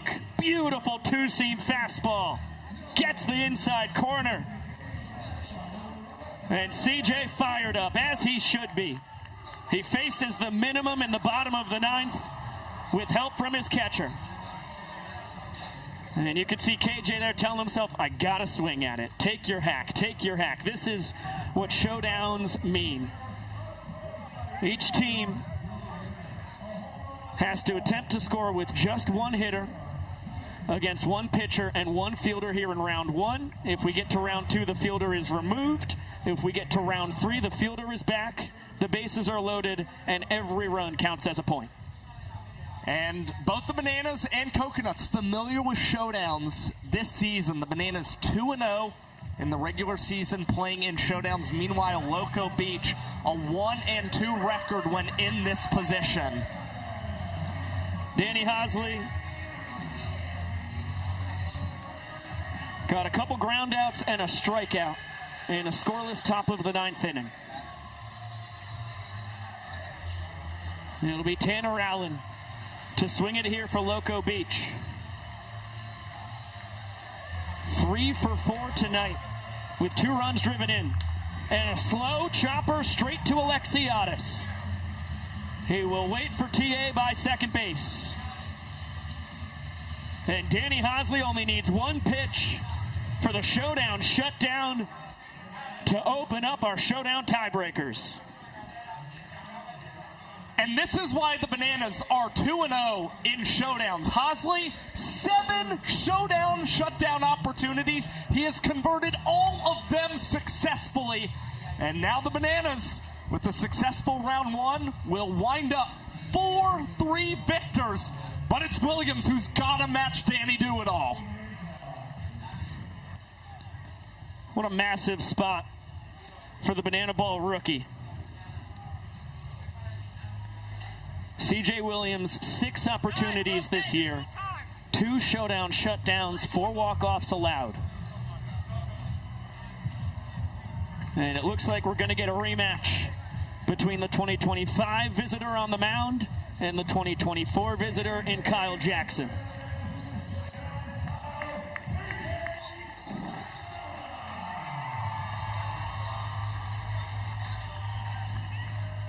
Boy, these Bananas Coconuts games have been heart-stopping action.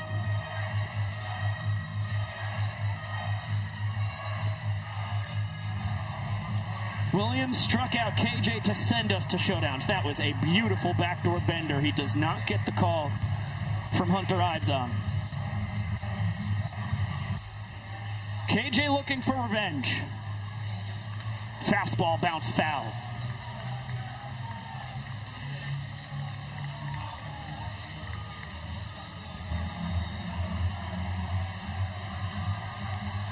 The 1-1. Fastball misses. This is only KJ's second showdown opportunity this year.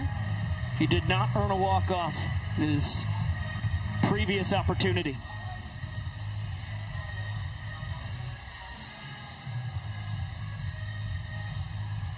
Two balls and a strike. That ball smashed foul. Well, I'll tell you what, you saw Kyle Jackson. He was frustrated not swinging on the payoff pitch for CJ Williams. You are seeing him getting his swings up here in round 1 of showdowns.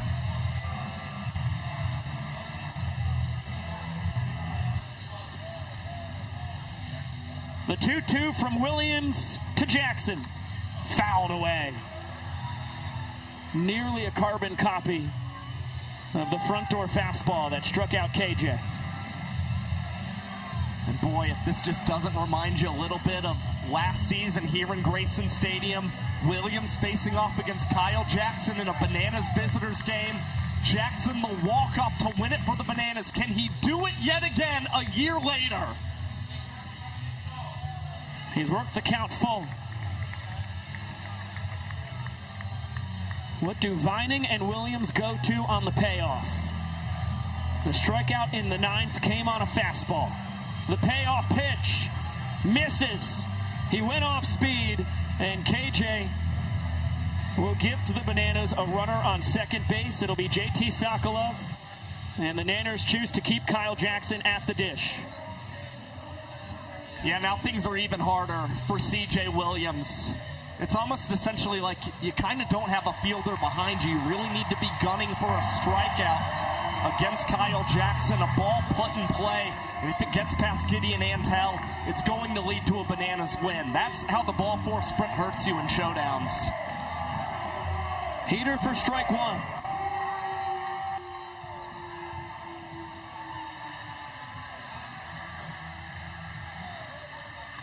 And that one blasted deep out to left. If it falls fair, that's the game.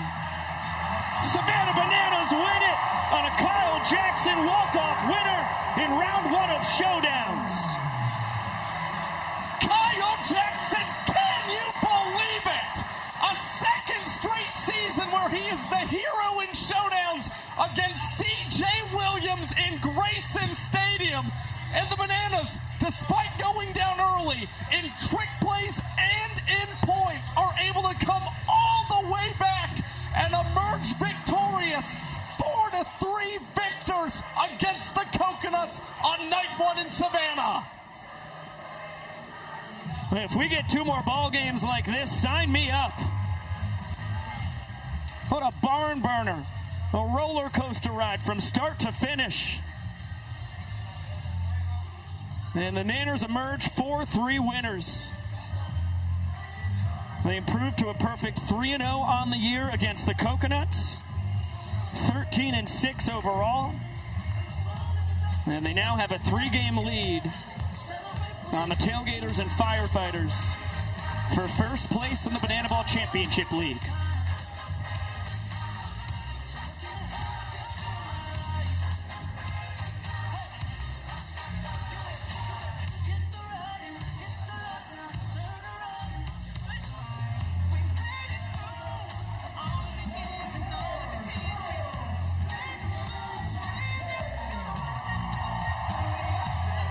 It was a no-brainer for showman of the game.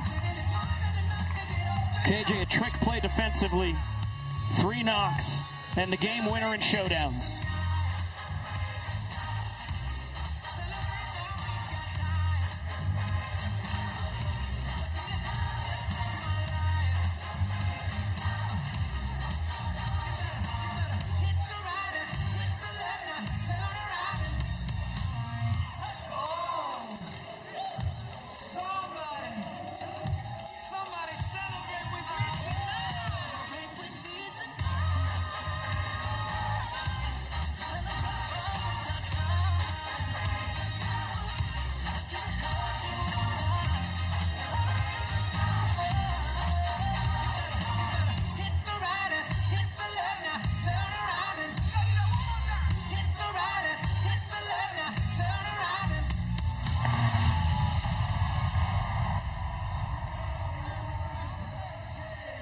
The Loco Beach Coconuts have won 3 straight series, but they're going to have to make it back-to-back wins here in Savannah to make it 4 series victories in a row, while the Bananas haven't had a series win since April 11th and 12th in Chapel Hill against the Tailgaters.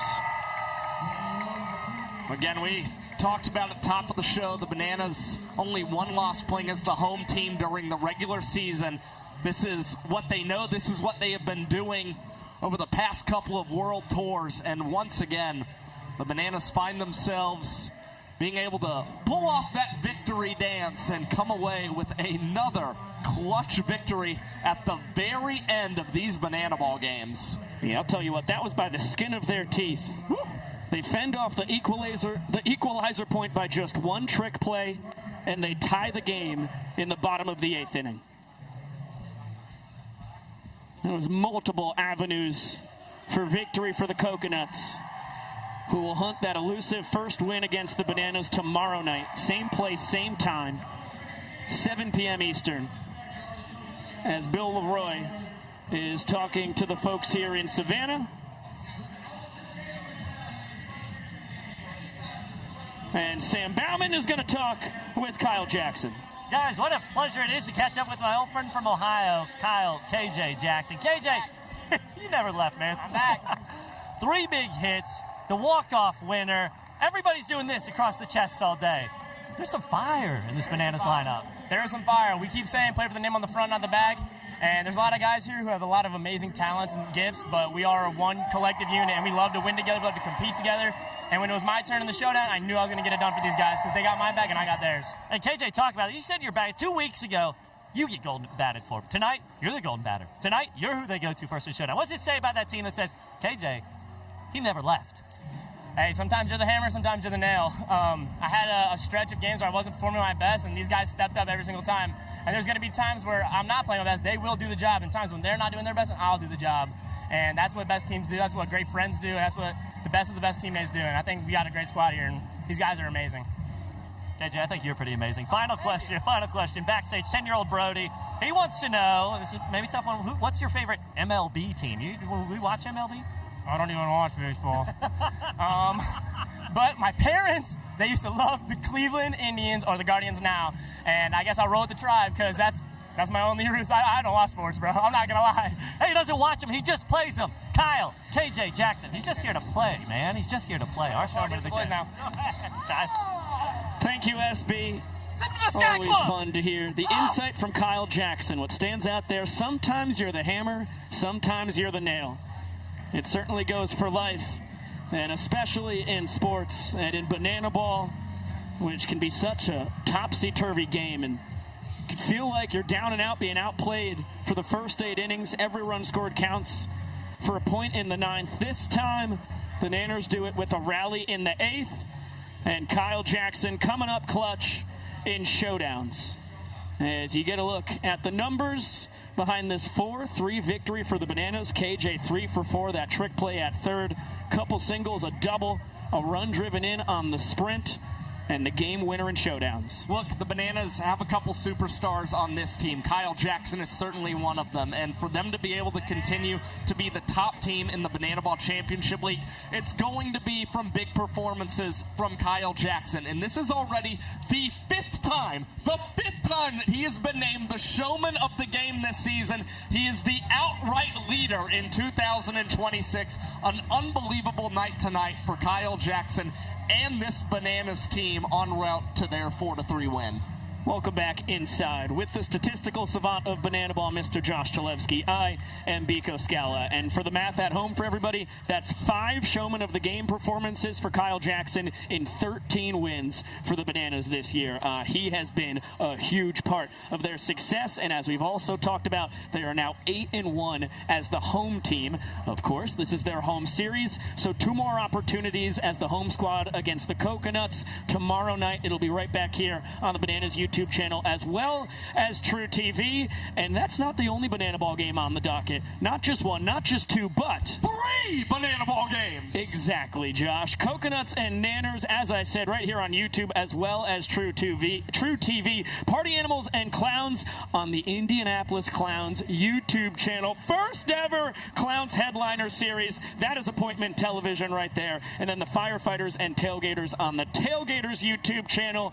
The first ever Banana Ball ball game from El Paso, Texas. That'll kick off at 9 p.m. Eastern. It's going to be a heck of an evening of banana ball. Yeah, it's going to be incredibly exciting, much like we saw from this game tonight. Again, the Bananas with some really clutch offense and trick plays at the end of this game. They scored in 4 of their last 5 innings offensively. They negated that equalizer point, which proved to be so pivotal to their victory. And for the Coconuts, they'll just work on trying to fix some of the rookie mistakes from tonight's game tomorrow. Robert Anthony Cruz with his team-leading 5th home run on the year, helping power the Bananas to a 4-3 victory. They go for the series tomorrow night. A big shout out to our entire cast and crew. This broadcast directed by Alex Gross, produced by Chadwick Folkstead. For our executive producer of BTV, Josh Richardson. Our guys down on the field, AJ Switek and Sam Bauman. For Josh Talevsky, I am Biko Scala, saying, see you later!